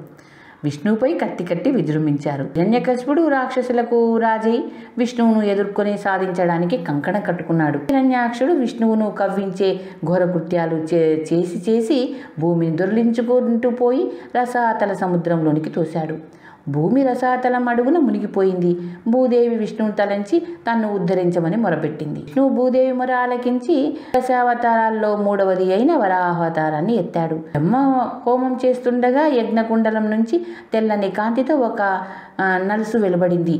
ఆ నలుసు పెద్దదై అడవి పందిగా మారింది. ఆ ఎదుపంది విష్ణు అవతారంగా ఎంచి బ్రహ్మాది దేవతలు యజ్ఞవరాహంగా, శ్వేతవరాహంగా, ఆదివరాహంగా కీర్తిస్తూ స్తుతించారు. యజ్ఞవరాహము అలా పెరిగి బ్రహ్మాండమైన ఆకృతి పొందింది. బలిష్టమైన కాళ్లతో, ఉక్కు కవచం లాంటి పై చర్మంతో, వజ్రం లాంటి పొడవైన వాడి కోర కొమ్ములతో, ఎర్రని కాంతి ప్రసరించే కన్నులతో, మెడ నుంచి తోక వరకు నిక్కబొడుచుకొని బంగారంలా మెరుస్తున్న వెంట్రుకల జాలులతో విశ్వమంతా దద్దరిల్లేటట్లు వరాహము గీంకారము చేస్తూ ధ్వనుల చేసింది. యజ్ఞవరాహము ముట్టెపై ఖడ్గం లాంటి కొమ్ము దగదగా మెరుస్తుంది. వరావతారం మెరుపు వేగంతో రసాతాళానికి పరిగెత్తింది. ఆ వేగానికి దిక్కులు అదిరాయి, ప్రళయవాయువులు వీచాయి. రసాతల సముద్రంలోనికి చొచ్చుకొని వెళ్ళి అడుగున మునిగి ఉన్న భూదేవిని కొమ్ములతో గుచ్చి యజ్ఞవరాహం మీదకు ఎత్తింది. అదే సమయంలో హిరణ్యాక్షుడు వరుణుడిపై దాడి చేసి పోరాటానికి నిలిచాడు. వరుడు, వీరాది వీరుడివైన నీవు పోరాడవలసింది రసాతలం నుండి భూదేవిని ఉద్ధరిస్తున్న యజ్ఞవరాహంతో అని అన్నాడు. హిరణ్యాక్షుడు హుటాహుటిన వెళ్ళి యజ్ఞవరాహారాన్ని ఢీకొన్నాడు. వరాహరూప విష్ణువుతో హిరణ్యాక్షుడు గొప్ప పరాక్రమంతో పోరాడుతూ గదతో విష్ణు గదను తుళ్ళగొట్టి నిల్చున్నాడు. విష్ణువు అతని యుద్ధనీతిని మెచ్చుకొని తిరిగి గదను ధరించాక ఇరువురికి సంగ్రామం ఘోరంగా సాగింది. చివరకు వరాహవతారం తన కొమ్ములతో హిరణ్యాక్షుడిని పొడిచి చంపింది. విష్ణువును భూదేవి వరించింది. వరాహమూర్తి భూదేవిని సందిట చేర్చుకుని తొడపై కూర్చుండబెట్టుకొని బ్రహ్మాది దేవతలు పూలవాన కురిపిస్తూ జగపతిగా విష్ణువును అనేక విధాలుగా స్తోత్రం చేశారు. పంది రూపంలో తన తమ్ముడిని చంపిన విష్ణువుపై పగ సాధించడానికి తీవ్ర సంకల్పంతో ముందు బ్రహ్మ వల్ల వరాలు పొందటానికి హిరణ్యకశిపుడు తపస్సుకు వెళ్ళాడు. ఇప్పుడు అతని భార్య లీలావతి గర్భవతిగా ఉంది. ఆమె గర్భవాసాన్ని హతమార్చడానికి ఇంద్రుడు మాయోపాయంతో లీలావతిని చేరగొని ఆకాశ మార్గాన పోతుండగా నారదుడు ఎదురై, దేవేంద్ర, ఎంత పనికి ఒడిగట్టావు? నీ ప్రయత్నాన్ని విరమించు. సర్వకాల సర్వావస్థలో హిరణ్యకశిపుడు పగతో విష్ణువు గురించే తలంచుతుండగా లీలావతి గర్భస్థుడైన శిశువు ఆ విష్ణు చింతన సంక్రమించి పగ భక్తిగా అతనిలో రూపాంతరం పొందుతుంది. అదే విష్ణుమాయ అయిన ప్రకృతి విశేషాల్లో ఒకటి. లీలావతి గొప్ప విష్ణు భక్తుని కనబోతుంది. అంచేత లీలావతిని విడిచిపెట్టి నీ దారిని నువ్వు వెళ్ళు అని చెప్పి లీలావతిని తన ఆశ్రమానికి తీసుకువెళ్ళాడు. ఆశ్రమంలో నారదుడు వేదాంత విషయాలను, విష్ణు గుణగణాలను వర్ణిస్తున్నప్పుడు లీలావతి గర్భంలో ఉన్న బిడ్డ ఆసక్తిగా వింటూ ఊకొడుతూ ఉండేవాడు. లీలావతి కుమారుణ్ణి ప్రసవించింది. హిరణ్యకశిపుడు ఘోరమైన తపస్సు చేసి బ్రహ్మను మెప్పించాడు. భూమి మీద కానీ, ఆకాశంలో కానీ, రాత్రి కానీ, పగలు కానీ, ఇంట కానీ, బయట కానీ, మృగం చేత కానీ, మనిషి చేత కానీ, దేవతలు మొదలైన వారి వలన కానీ, ప్రాణమున్న దాని చేత కానీ, లేని దాని చేత కానీ, సృష్టిలో ఉన్న ఏ రూపం చేత కానీ, ఇంకా ఎన్నెన్నో విధాలుగా తనకు చావులేని వరాలన్నీ కోరాడు. బ్రహ్మ అతను కోరిన వరాలన్నిటినీ ఇచ్చాడు.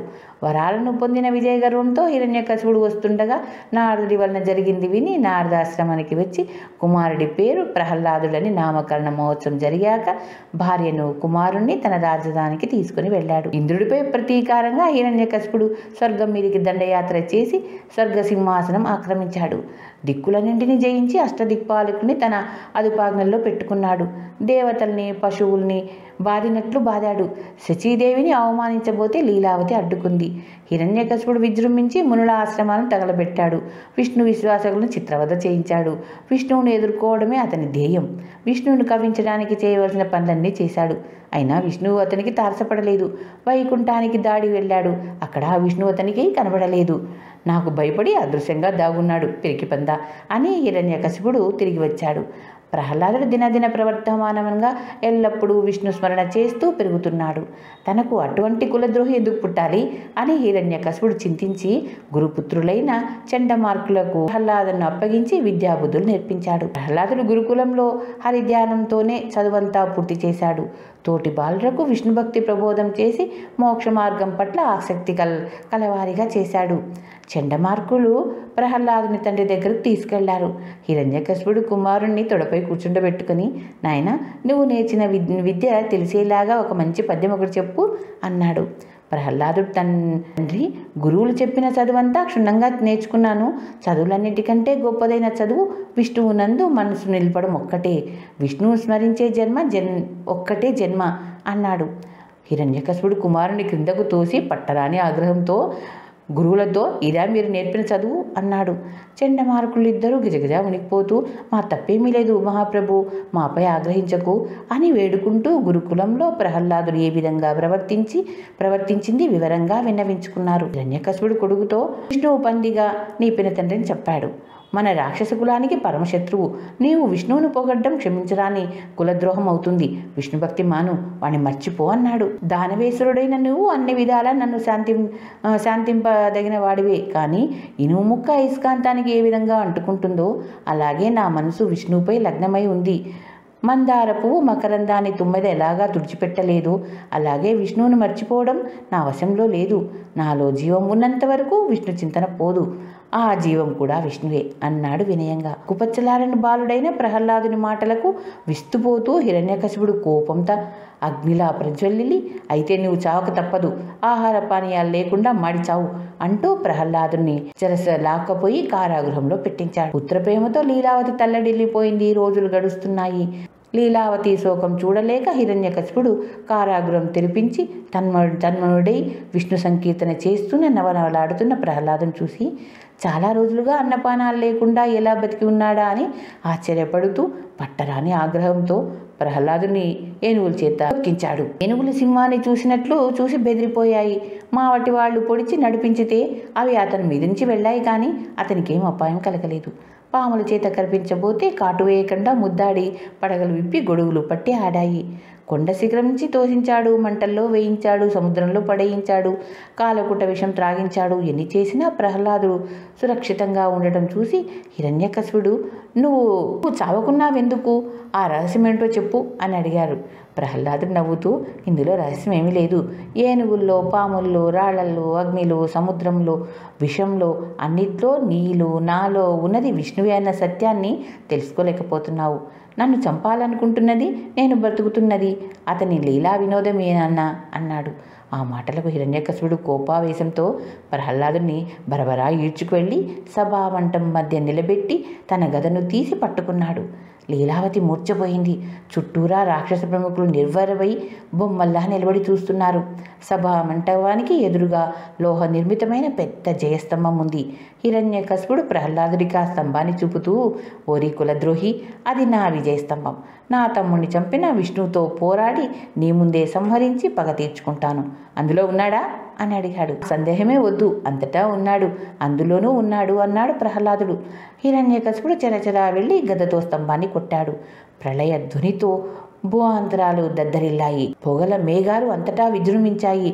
స్తంభం రెండుగా చీలుతుండగా వెలువడిన మిరుమిట్లు గొలిపే మెరుపుల మధ్య ఒక అవతారం, అదే నాలుగోది అయిన నరసింహావతారం, విష్ణువు ఆవిర్భవించాడు. సింహం తల, మనిషి శరీరం, చేతులకు సింహం గోళ్లతో సృష్టిలో లేని రూపం గల నరసింహమూర్తి ప్రళయ భీకరంగా గర్జించాడు. పాంచజన్య శంఖం ధ్వని వినిపించింది. సుదర్శన చక్రం అతని చుట్టూ తిరుగుతూ కనిపించింది. హిరణ్యకశిపుడు ప్రహ్లాదుని ఆలింగనం చేసుకుని, ప్రహ్లాద, నీ మూలంగా ఇన్నాళ్లకు విష్ణువుపై పగ తీర్చుకునే అవకాశం లభించింది అని చెప్పి గదను ఎత్తి నరసింహావతారంతో పోరాటానికి తలపడ్డాడు.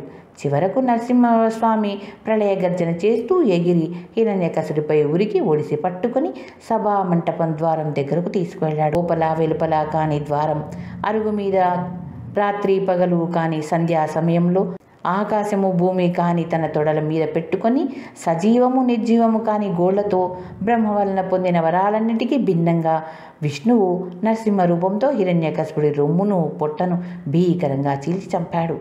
రాక్షసులు సమూహంగా నరసింహస్వామిని ఎదుర్కోవడానికి రాగా విష్ణు చక్రం వారిని అంతం చేసింది.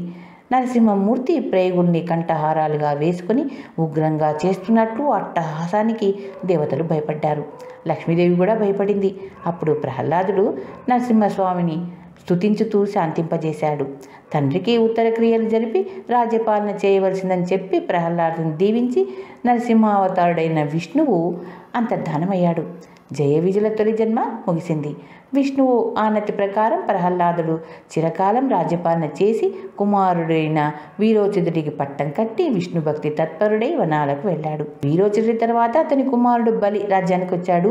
క్షీరసాగర మదనంలో పుట్టిన ఉచ్ఛ్వాసాన్ని బలి తీసుకున్నాడు. రాక్షస శిల్పి మయుడు అతనికి నేలపైన, నీటిలోనూ, అంతరిక్షంలోనూ పోగల గొప్ప వాహనాన్ని నిర్మించి ఇచ్చాడు.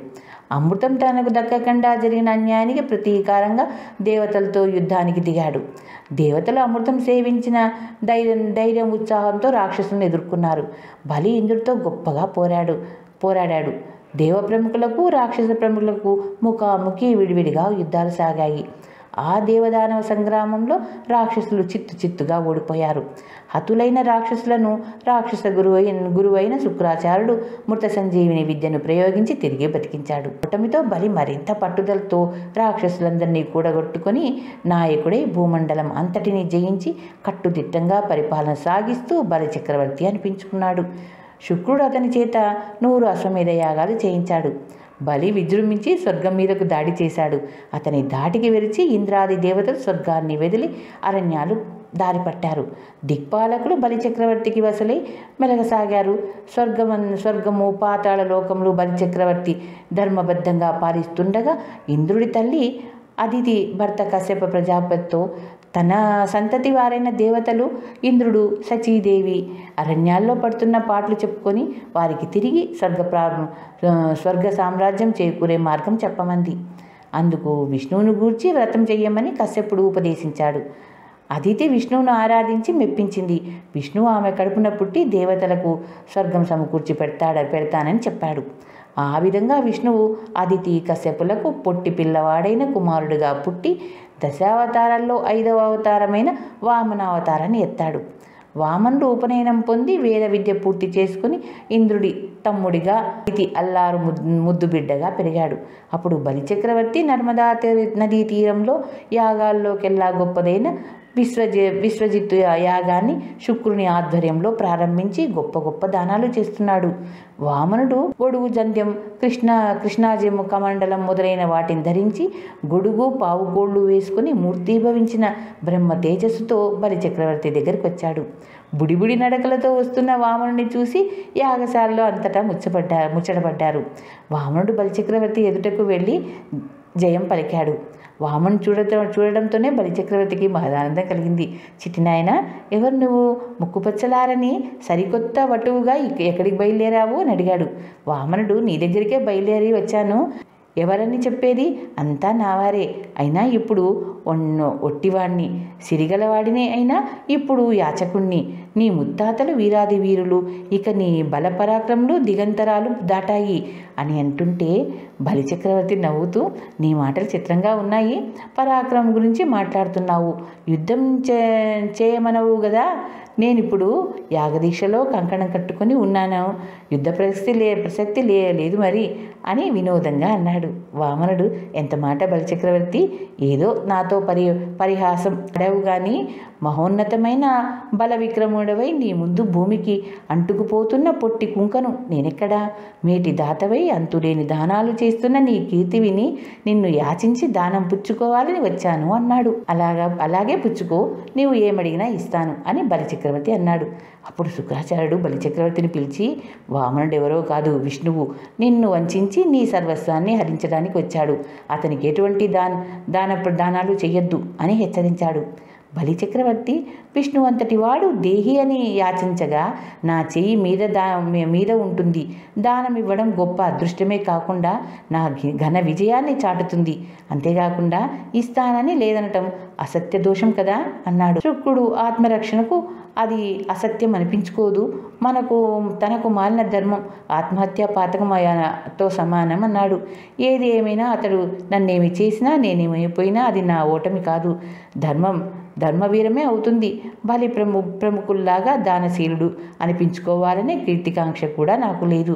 పిరికితనంతో అడిగినది ఇస్తానని, లేదని తప్పించుకునే ధీరువు అనిపించుకోవడం నాకు సాధ్యం కాదు అని బలిచక్రవర్తి అన్నాడు. ఆ మాటలకు శుక్రుడు కోపంతో, గురువుగా నీ హితం కోరి చెప్పింది వినకుండా ధిక్కరిస్తున్నావు, నీ సర్వస్వాన్ని రాజ్యాన్ని కోల్పోతావు అని కోపంతో శపించినట్లు అన్నాడు. చక్రవర్తి, గురుదేవా, నన్ను శపించావని బట్టి మాట పడ్డావే గాని నేను అన్నింటికీ తల ఉగ్గే దానం ఇవ్వడానికి సిద్ధపడ్డాను కదా. గురుధిక్కారం చేసి పొందిన శాపాన్ని విష్ణు అమలు చేశాడే గాని అన్యాయంగా బలిని వంచలేదని విష్ణువుకి మాట రాకుండా నీ శాపం మేలు చేసింది. నీ శాపాన్ని సంతోషంగా స్వీకరిస్తున్నాను అన్నాడు. శుక్రుడు తెల్లబోయి నిర్విత్తుడై తల వంచుకున్నాడు. బలి వామనుడి దగ్గరికి వెళ్ళబోతుండగా శుక్రుడు, దానవనాథ, విష్ణువు బిచ్చానికి వచ్చి నిన్ను బిచ్చగాని చేస్తాడో, అధపాతాళానికి అంచివేస్తాడో, ఏం చేసినా చేయవచ్చు. ఈ త్రిలోకాధిపత్యము, సంపదలు, వైభవము దేనికి కష్టించి సంపాదించావు? శరీరం తత్వానికే కదా ఏ ధర్మ సాధన అయినా అన్నాడు. బలి, రాజ్యము, సంపదలు, సతము ఉండేవి కావు. ఎలా సంపాదించానో అలాగే పోగొట్టుకోవడం సహజమే కదా. శరీరం కూడా శాశ్వతం కాదు కదా అన్నాడు. శుక్రుడు, నీ వినాశం నీ ఒక్కడిదే కాదు, దానవులకు ముప్పు అవమానం తెస్తుందని తెలుసుకో అన్నాడు. అంతేకాదు, ఒక దానవుడు ధర్మపాలన చేశాడు, విష్ణువుకి భిక్షం పెట్టాడు అని దానవ కులానికంతటికీ ఘనత తెస్తుంది కదా అని బలిచక్రవర్తి వామన్ దగ్గరికి వెళ్ళాడు. భార్య విందావళి స్వర్ణగా కలశంతో నీళ్లు పోయగా బంగారు పళ్ళెంలో వామనుడి పాదాలు కడిగి నీటిని శిరస్సుపై చల్లుకొని బలిచక్రవర్తి వామనుడితో, ఓ వామన రూప, నీ వంటి వాడు దానం కోసం రావడం నా అదృష్టం. నీకేం కావాలో అడుగు. సిరులు, సంపదలు, భవంతులు, మణులు, సుందరీమణులు, క్షేత్రాలు, సామ్రాజ్యం సర్వము నా తనువు అన్నీ నీవే అన్నాడు. వామనుడు, మహాబలి, ఆగవయ్యా, నీవు వల్లించవని నాకెందుకు? కృష్ణా జీవనం తరచు కూర్చొని బ్రహ్మనిష్టతో జరుపుకోవడానికి నా చిట్టి పాదాలతో 3 అడుగులు చోటు చాలు. 3 అడుగుల నేల, నీ దిగంతర పర్యంతమైన సామ్రాజ్యంలో స్వల్పాతీతి స్వల్పమే అయినా నాకదే ముల్లోకాల సాటి అన్నాడు. ఆ 3 అడుగులు పుచ్చుకో అని బలి చక్రవర్తి జలకలశం నుంచి ధారాదత్తం చేయబోతూ నీరు పడలేదు. శుక్రుడు సూక్ష్మరూపంలో జలకలశం తొండంలో అడ్డుపడి జలధార అడ్డుపడకుండా చేశాడు. వామనుడు దర్భపుడక తీసి దాంతో తొండంలోనికి పొడిచాడు. శుక్రుడి కన్ను పోయి ఒంటి కన్ని వాడయ్యాడు. అడ్డు తొలగి జలధార బలి చక్రవర్తి చేతి మీదుగా వామనుడి దోసిట్లో పడింది. దాననిధి పూర్తిగానే ఇహ నీ అడుగులతో 3 అడుగులు నేల కొలిచి తీసుకోవడమే తరువాయి అన్నాడు బలి. వామనుడు అమాంతంగా అలా పెరిగి విశ్వరూపం ధరించి పొడవు, వెడల్పు, ఎత్తులతో కింద, మధ్య, మీద అనే 3ంటిని ఆక్రమించాడు. పాదంతో భూమినంతటినీ కొలిచాడు. త్రివిక్రముడైన విష్ణువు పాదం నీడలో భూతలమంతా క్షణకాలం పాటు గాఢాంధకారం కమ్ముకుంది. ఆ తర్వాత ఆకాశాన్నంతటిని కొల్చాడు. సూర్యచంద్రాది గ్రహాలు, నక్షత్ర మండలాలు అతని పాదానికి అంటుకున్న రేణువుల్లాగా కనిపించాయి. అప్పుడు బ్రహ్మ తన కమండలంలోని జలంతో విష్ణు పాదాన్ని అభిషేకించాడు. విష్ణుపాదం నుంచి జారిన నీరు ఆకాశగంగా గంగగా స్వర్గసీమలో మందాకినిగా ప్రవహించింది. చక్రవర్తి, 3వ అడుగు ఎక్కడ పెట్టమంటావు అని త్రివిక్రముడు అడిగాడు. బలిచక్రవర్తి, ఓ త్రివిక్రమ, ఇదిగో నా సరస్సు, దీనిపై మోపు అని తల వంచాడు. నువ్వు విశ్వరూపాన్ని చాలించి యథాప్రకారంగా వామనుడై అతని తలపై పాదాన్ని వేసి, బలి, భూమాకాశాలని సంపూర్ణంగా కొలుచుకున్న నా పాదం నీ తలను పూర్తిగా కొలవలేకపోతుంది సుమి అన్నాడు. అప్పుడు ప్రహ్లాదుడు వచ్చి, నా మనుమడు బలి నీ శత్రువు కాదు, అతన్ని అనుగ్రహించు అని వామనుణ్ణి వేడుకున్నాడు. బలిచక్రవర్తి భార్య వింధ్యావళి చేతులు జోడించి నమస్కరించి, వామనావతార, నా భర్తకు ఎటువంటి హాని జరగకుండా అనుగ్రహించడం నీకు ఉచితం అని భక్తితో ప్రార్థించింది. వామనుడు, అమ్మ, నీ భర్తకు హాని తలపెట్టడం ఎవ్వరికీ ఎప్పుడూ శక్యం కాని పని. అందువలనే కదా యాచకుడనే నేను వచ్చి దానం పుచ్చుకున్నాను. అతని ధర్మబలం అలాంటిది అని చెబుతూ ప్రహ్లాదుడి వంక చూసి, బలి నాకు ఎంత ప్రియతముడో తెలుసా అని అంటూ వామనుడు విష్ణు కళతో విరాజిల్లుతూ పొడవైన నేత్రదండాన్ని పట్టుకొని కనిపించాడు. ఓ బలి చక్రవర్తి, నీ సాటి ఇది వరకు ఎవ్వరూ లేరు, ఇక ముందు ఉండబోరు. ఆదర్శ పాలకుడివై చక్రవర్తుల్లో నీ పేరే మొదట ఉంటూ తలానికి పంపుతున్నాను. పాతాళ లోకాలకు అధిపతిగా శాంతి సుఖాలతో చిరంజీవిగా ఉంటావు. నీ భార్య, నీ తాత ప్రహ్లాదుడు నీతోనే ఉంటారు. నీ సుతల ద్వారాన్ని నేనెప్పుడూ కనబడుతున్నట్లే దండపాణినై కాపలా కాస్తూ నీకు రక్షకగా ఉంటాను అని చెప్పి అంతర్ధానమయ్యాడు. బలి చక్రవర్తి సుతల లోకానికి చేరుకుని పాతాళ సామ్రాట్టుగా ప్రతినిత్యం విష్ణుపాదాలను అర్చిస్తూ ఉన్నాడు.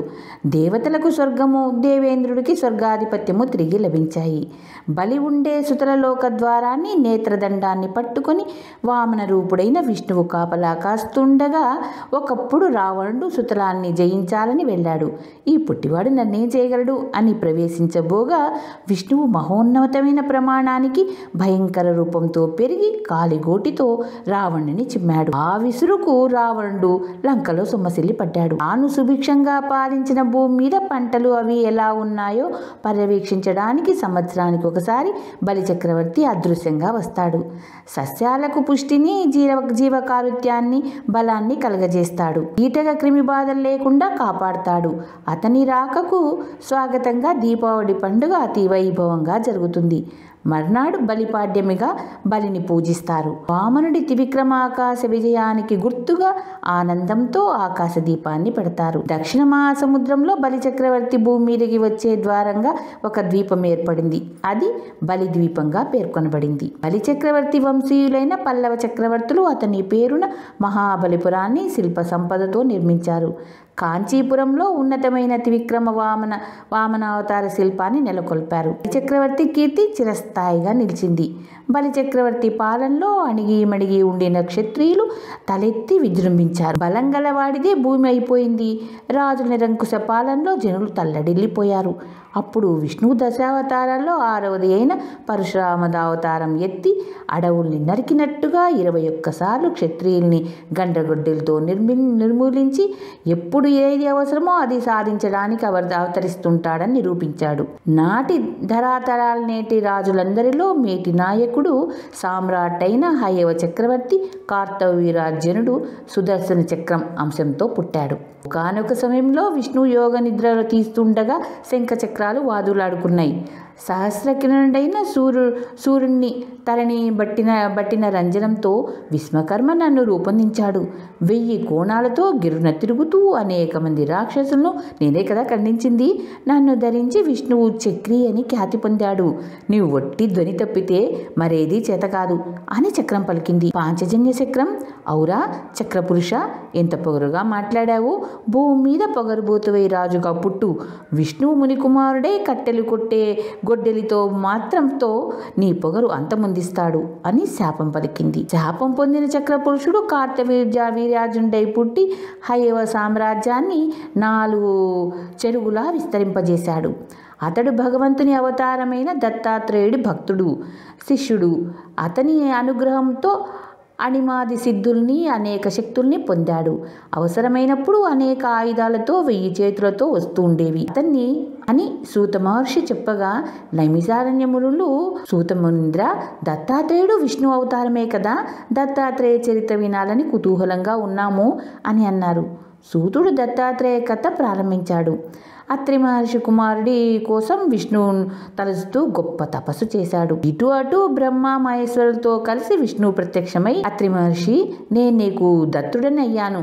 మేము ముగ్గురము ఒక్కటే కనుక త్రిమూర్తుల అంశతో నేను నీ కొడుకునవుతాను, దత్తాత్రేయుడిగా పిలువబడతాను అని చెప్పి బ్రహ్మ మహేశ్వర సహితంగా అంతర్ధానమయ్యాడు. అదే సమయంలో నారదుడు త్రిమూర్తుల అర్ధాంగులమని గర్విస్తున్న సరస్వతి, లక్ష్మి, పార్వతుల ముందు అత్రి మహాముని భార్య అనసూయ పాతివ్రత్య మహిమను సాటి లేనిదని సహేతుకంగా నిరూపించాడు. త్రిదేవి మూర్తులకు సాధ్యం కాని పనులు చేసేది ఆమె. అనసూయ గంగను పీడిస్తున్న పాప పిశాచాన్ని నిర్మూలించింది. నారదుడిచ్చిన ఇనుప గుగ్గిళ్లను కమ్మగా పచనం చేసి ఇచ్చింది. సూర్యుని ఉదయించకుండా చేసిన సుమతిని ఒప్పించి సూర్యోదయమైతే చనిపోయిన ఆమె భర్తను అనసూయ తిరిగి బతికించింది. దేవీమూర్తుల ముగ్గురికి అనసూయపై పట్టరాని ఈర్ష్య పుట్టింది. భర్తలు రాగానే అనసూయను భంగపుచ్చి రమ్మని పంపారు. బ్రహ్మ విష్ణు మహేశ్వరులు యతీశ్వరుల వేషాలతో ఆశ్రమానికి అతిథులుగా వెళ్ళి భవతి భిక్షాందేహి అని నిలబడ్డారు. వాటికి ఇంకా అత్రి మహాముని తపస్సు ముగించి ఆశ్రమానికి చేరలేదు. అతిథి సర్కారాల బాధ్యతలన్నీ అనసూయ మీదనే పెట్టి వెళ్ళాడు. అనసూయాదేవి అతిథులుగా యతి రూపులై వచ్చిన త్రిమూర్తులకు అతిథి మర్యాదలు జరిపి భోజనానికి కూర్చోమంది. అప్పుడు కపట యతులు ముగ్గురు ఏకకంఠంతో, ఓ సాధ్వి, మాకొక విడువరాని నియమం ఉంది, అది అని నసుగుతూ నీవు నగ్నంగా వడ్డిస్తే గాని తినేది లేదు అని అన్నారు. అనసూయ అలాగే సరే అంటూ వారి మీద నీళ్లు చిలకరించింది. ముగ్గురు అతిథులు ముద్దులొలికే ముగ్గురు పసిపాపలైనారు. అనసూయకు మాతృత్వం పొంగి వచ్చింది. పసివాళ్లకు పాలబువ్వ మెత్తగా కలిపి తినిపించింది. ఒడిలో చేర్చుకుని లాలించి పాలిచ్చింది. త్రిమూర్తులు పసిపాపలై అనసూయ ఒడిలో కమ్మగా నిద్రలోనికి జారిపోయారు. అనసూయ ముగ్గురిని ఉయ్యాల తొట్టెలో పరుండబెట్టి మధ్యగా లేలే ముమ్మూర్తులు నా పాపలైనారు. అదృష్టమంటే నాది.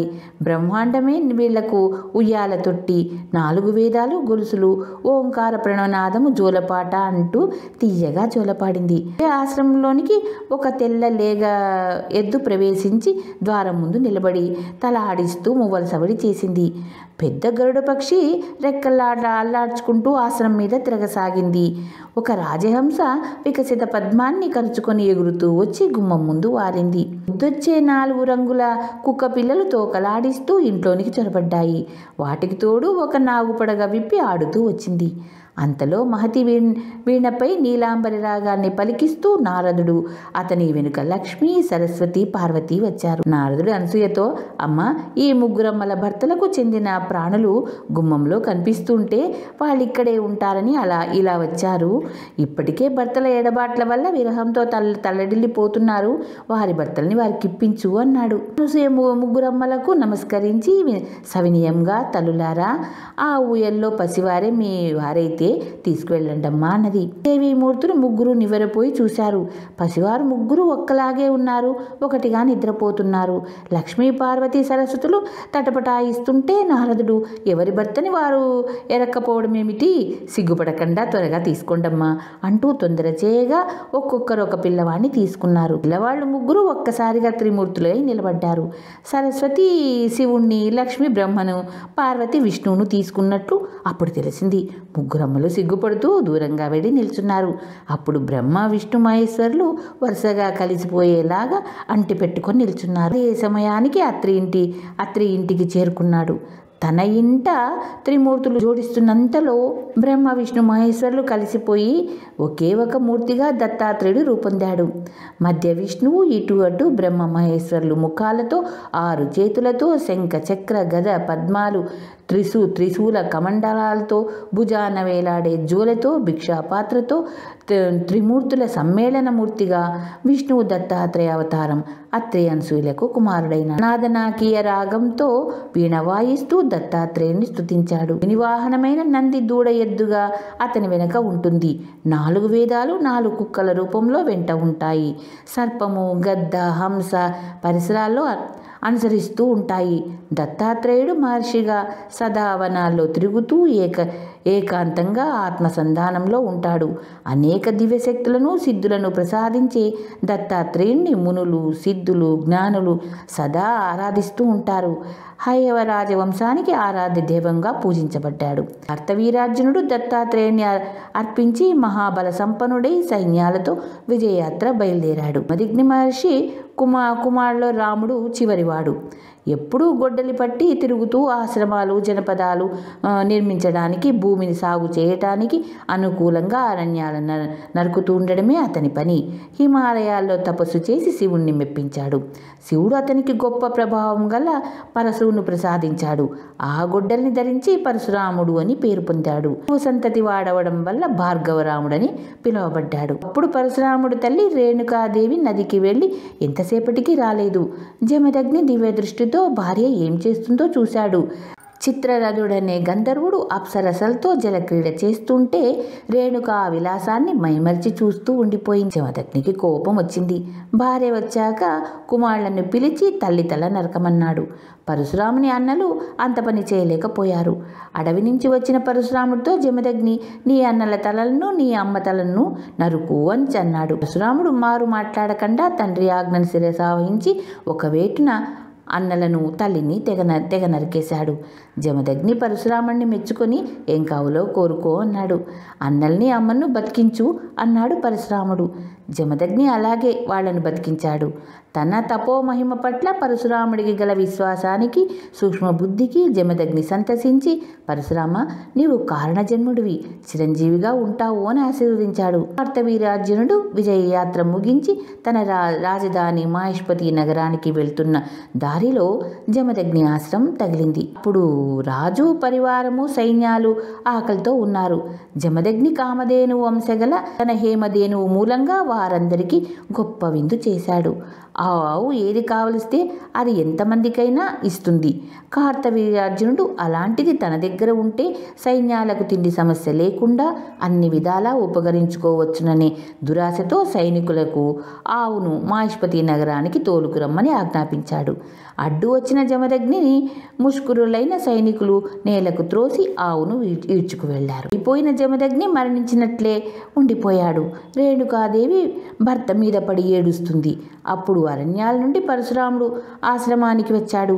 జరిగింది తెలుసుకొని పరశుని ఎత్తి జుడిపిస్తూ వెన్నుతిరిగి చూడకుండా మాహిష్పతి నగరానికి పరిగెత్తాడు. అంతలో భృగు మహర్షి ఎక్కడి నుంచో వస్తూ జమదగ్ని ఆశ్రమం చేరాడు. రేణుకను ఓదార్చి జమదగ్నిలోని పోతున్న ప్రాణాన్ని తన యోగ శక్తితో నిలబెట్టి బతికించాడు. ఇక్కడ మాహిష్మతి నగరానికి తోలుకుపోయిన ధేనువును కోరిన వాటిని ఆశ్రమంలో ఇచ్చినట్లుగానే రాజధానిలో ఇవ్వలేదని సైనికులు కొడుతున్నారు, పొడుస్తున్నారు.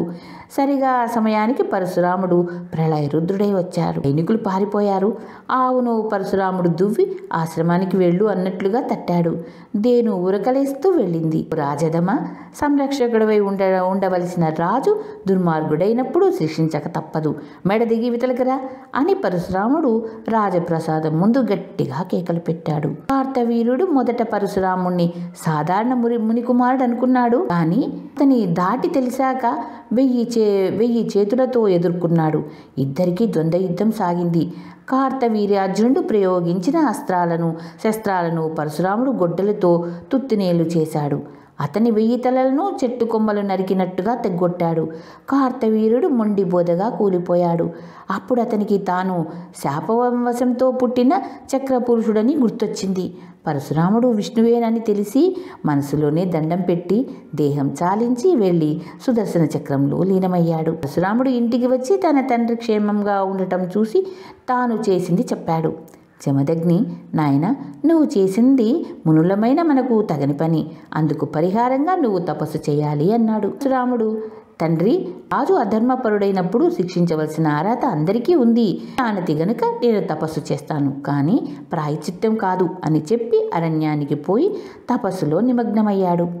కార్తవీర్యుడు 1000 మంది కుమారులు హైవ క్షత్రియులందరినీ కూడగట్టుకుని జమదగ్ని ఆశ్రమం మీదికి విరుచుకుపడ్డాడు. అప్పుడు జమదగ్ని నిశ్చలంగా తపస్సు సమాధిలో ఉన్నాడు. రేణుకాదేవి రామా రా అంటూ ఎలుగెత్తి 21 సార్లు పిలిచింది. హయవులు జమదగ్ని తలను నరికేశారు. రేణుక 21 సార్లు గుండెలు బాదుకుంటూ భర్త మొండం మీద పడి విలవిలా విలపించి సొమ్మసిల్లింది. జమదగ్ని తల దొర్లుకుంటూ దూరంగా పోయి రాళ్ల మధ్య చిక్కుకుంది. రాజపుత్రులు ఆశ్రమాన్ని తగలబెట్టారు. ఆ మంటల్లో రేణుక భర్త కళేబరంతో కలిసి కాలిపోయింది. అరణ్యంలో తపస్సు చేస్తున్న పరశురాముడికి ధ్యానభంగమైంది. తల్లి పిలుపు 21 సార్లు చెవుల్లో మారుమోగింది. మనస్సు కీడు శంకించింది. ఒక్క అంగలో ఆశ్రమం చేరుకున్నాడు. ఆశ్రమం తగలబడుతుంది. తల్లి తండ్రి మసయ్యారు. హైవ సైనికుల ఆశ్రమవాసుల్ని వారించవచ్చిన పరిసర జానపద జనుల్ని అమానుషంగా చిత్రవధ చేస్తున్నారు. పరశును ప్రసాదించిన శివుణ్ణి స్మరించి పరశురాముడు గొడ్డల్ని తీసి జ్వాలలాగా లేచాడు. ముళ్ళ పొదలన్నీ నరికినట్లుగా అందిన వారిని అందినట్లు హతమార్చాడు.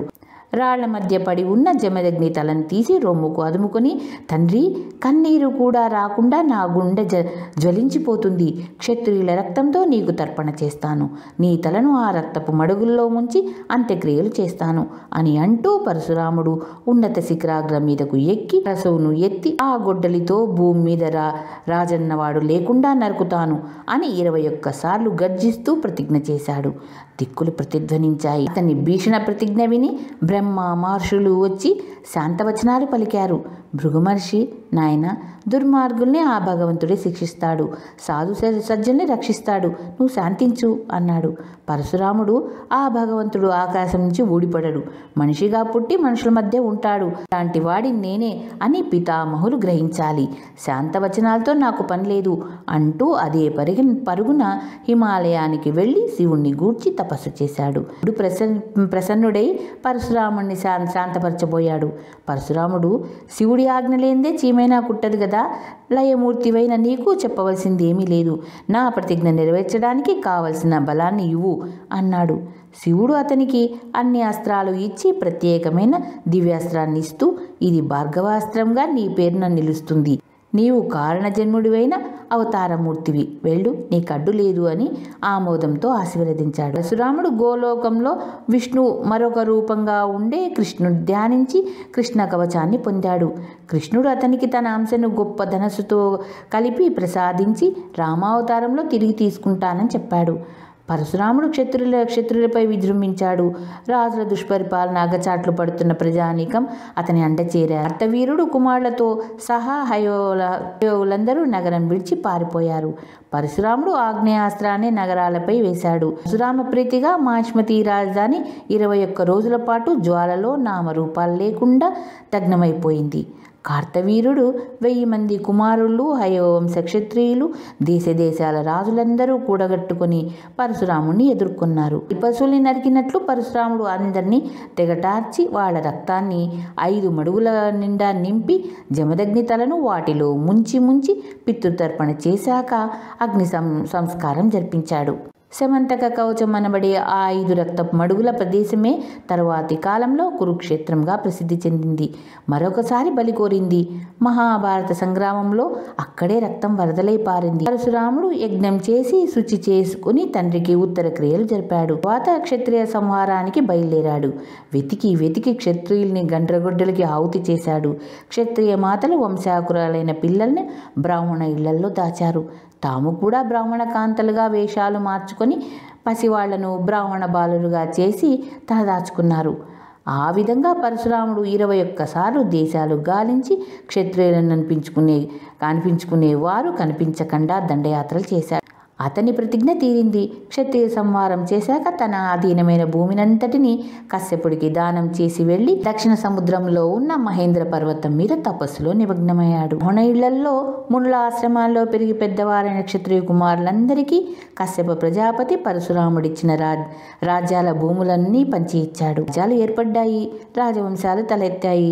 అటువంటి రాజవంశాల్లో ఇక్ష్వాకుల సంతతికి చెందిన రఘు మహారాజు గొప్ప కీర్తిగాంచి రఘువంశానికి మూల పురుషుడయ్యాడు. భూవంశంలో విష్ణువు దశరథ మహారాజు పెద్ద కుమారుడు రామావతారం ఎత్తి ఆదర్శ మానవత్వాన్ని ఆచరణలో చూపించాడు. రాక్షస సంహారం చేశాడు. రామరాజ్యంగా పేరు పొందేలాగా రాజ్యపాలన చేశాడు. రాజుగా ప్రజాభిమతాన్ని బట్టి ఎలాంటి త్యాగాన్నైనా చేయక తప్పదని నిరూపించాడు.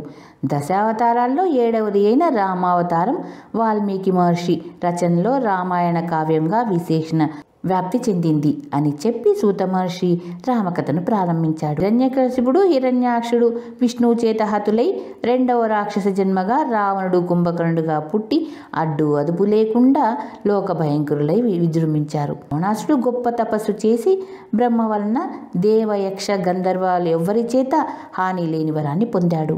మానవ మాతృలు నన్నేం చేయగలననే నిర్లక్ష్యంతో నరుల పేరు అతని ఎత్తలేదు. కుంభకర్ణుడు పర్వతాకసురుడు తపస్సు చేసి 6 నెలలు నిద్ర 6 నెలలు జాగృతిగా వరం పొంది మనుషుల్ని చంపి తింటూ ఉండేవాడు. రావణుడు కుబేరుడి పుష్పక విమానాన్ని నేలకు లాక్కొని అతన్ని లంక నుంచి వెళ్ళగొట్టి లంకా నగరాన్ని స్వాధీనం చేసుకుని లంకేశ్వరుడై రాక్షసులైన వారందరినీ కూడగట్టుకుని లోకాలు జయించి వీరవిహారం చేశాడు. రావణుడు 10 తలలవాడు. కైలాసం వెళ్ళి నందీశ్వరుని ముఖాన్ని చూసి కోతిముఖమని వెక్కిరించాడు. కోతుల వల్లే లంకకు ముప్పు వాటిల్తుందని నందీశ్వరుడు శాపం పెట్టాడు.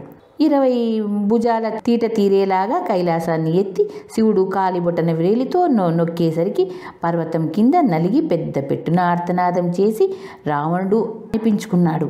అంతకుముందు దశకంఠుడని పిలువబడుతూ ఉండేవాడు.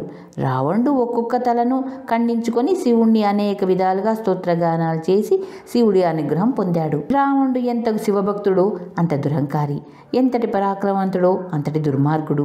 పరస్త్రీలను అపహరించుకురావడం సాటిలేని ఘనత, ఎదురులేని వీరత్వంగా భావించి స్త్రీలను చెరబట్టడం అతని యొక్క పరిపాటైంది. ఇష్టపడని కాంతను బలాత్కరించితే 10 తలలు 1000 చెక్కలవుతాయని శాపం కూడా సంపాదించుకున్నాడు అతను. రావణాసుడి భార్య మండోదరి మయుని కూతురు. భర్త హితవు కోరి హితవు చెబుతూ ఉండేది. అతని సవతి తమ్ముడు విభీషణుడు ఉత్తముడు. రాముడికి మంచి చెబుతూ ఉండేవాడు. కానీ రావణుడు ఒకరు చెప్తే వినేటువంటి మనిషి కాదు. వింధ్య పర్వతానికి దక్షిణాన ఉన్న భూభాగాన సముద్రము, ద్వీపాలు రావణ రాజ్యంగా, లంకా మహాసామ్రాజ్యంగా రాక్షస సమూహాలు స్థావరాలుగా చేసుకొని నరభక్షకులై ఆ వర్తమానంలో యజ్ఞయాగాదులు జరగకుండా ధ్వంసం చేస్తూ ఋషులను చిత్రహింసలు పెట్టి వినోదిస్తూ ఊళ్ళు ఆశ్రమాలు తగలబెడుతూ చెలరేగుతూ ఉండేవారు. ధ్వజుడు అనే రాజర్షి వేదం చదువుతుండగా పుట్టిన వేదవతి అనే కన్య విష్ణువును భర్తగా కోరుతూ తపస్సు చేస్తుండగా రావణుడు ఆమెతో విష్ణువు కంటే తానే అధికుడని తనతో వచ్చేయమని ఆమె కొప్పు పట్టుకుంటాడు. వేదవతి, దుర్మార్గుడా, నీవు తాకిన శరీరం విడుస్తున్నాను. నీ లంకలోనే నా అంతట నేనే పుట్టి నీ సర్వనాశానికి కారణమవుతాను. విష్ణువే నన్ను వరిస్తాడు అని చెప్పి యాగాగ్ని రగుల్చుకొని దగ్నమైపోయింది. రాక్షస నిర్మూలన చేసి లోక కళ్యాణం చేకూర్చడం కోసం విష్ణువు అవతరించవలసిన తరుణం వచ్చింది. విష్ణువు మానవుడిగా, దేవతలు వానరులుగా జన్మించారు.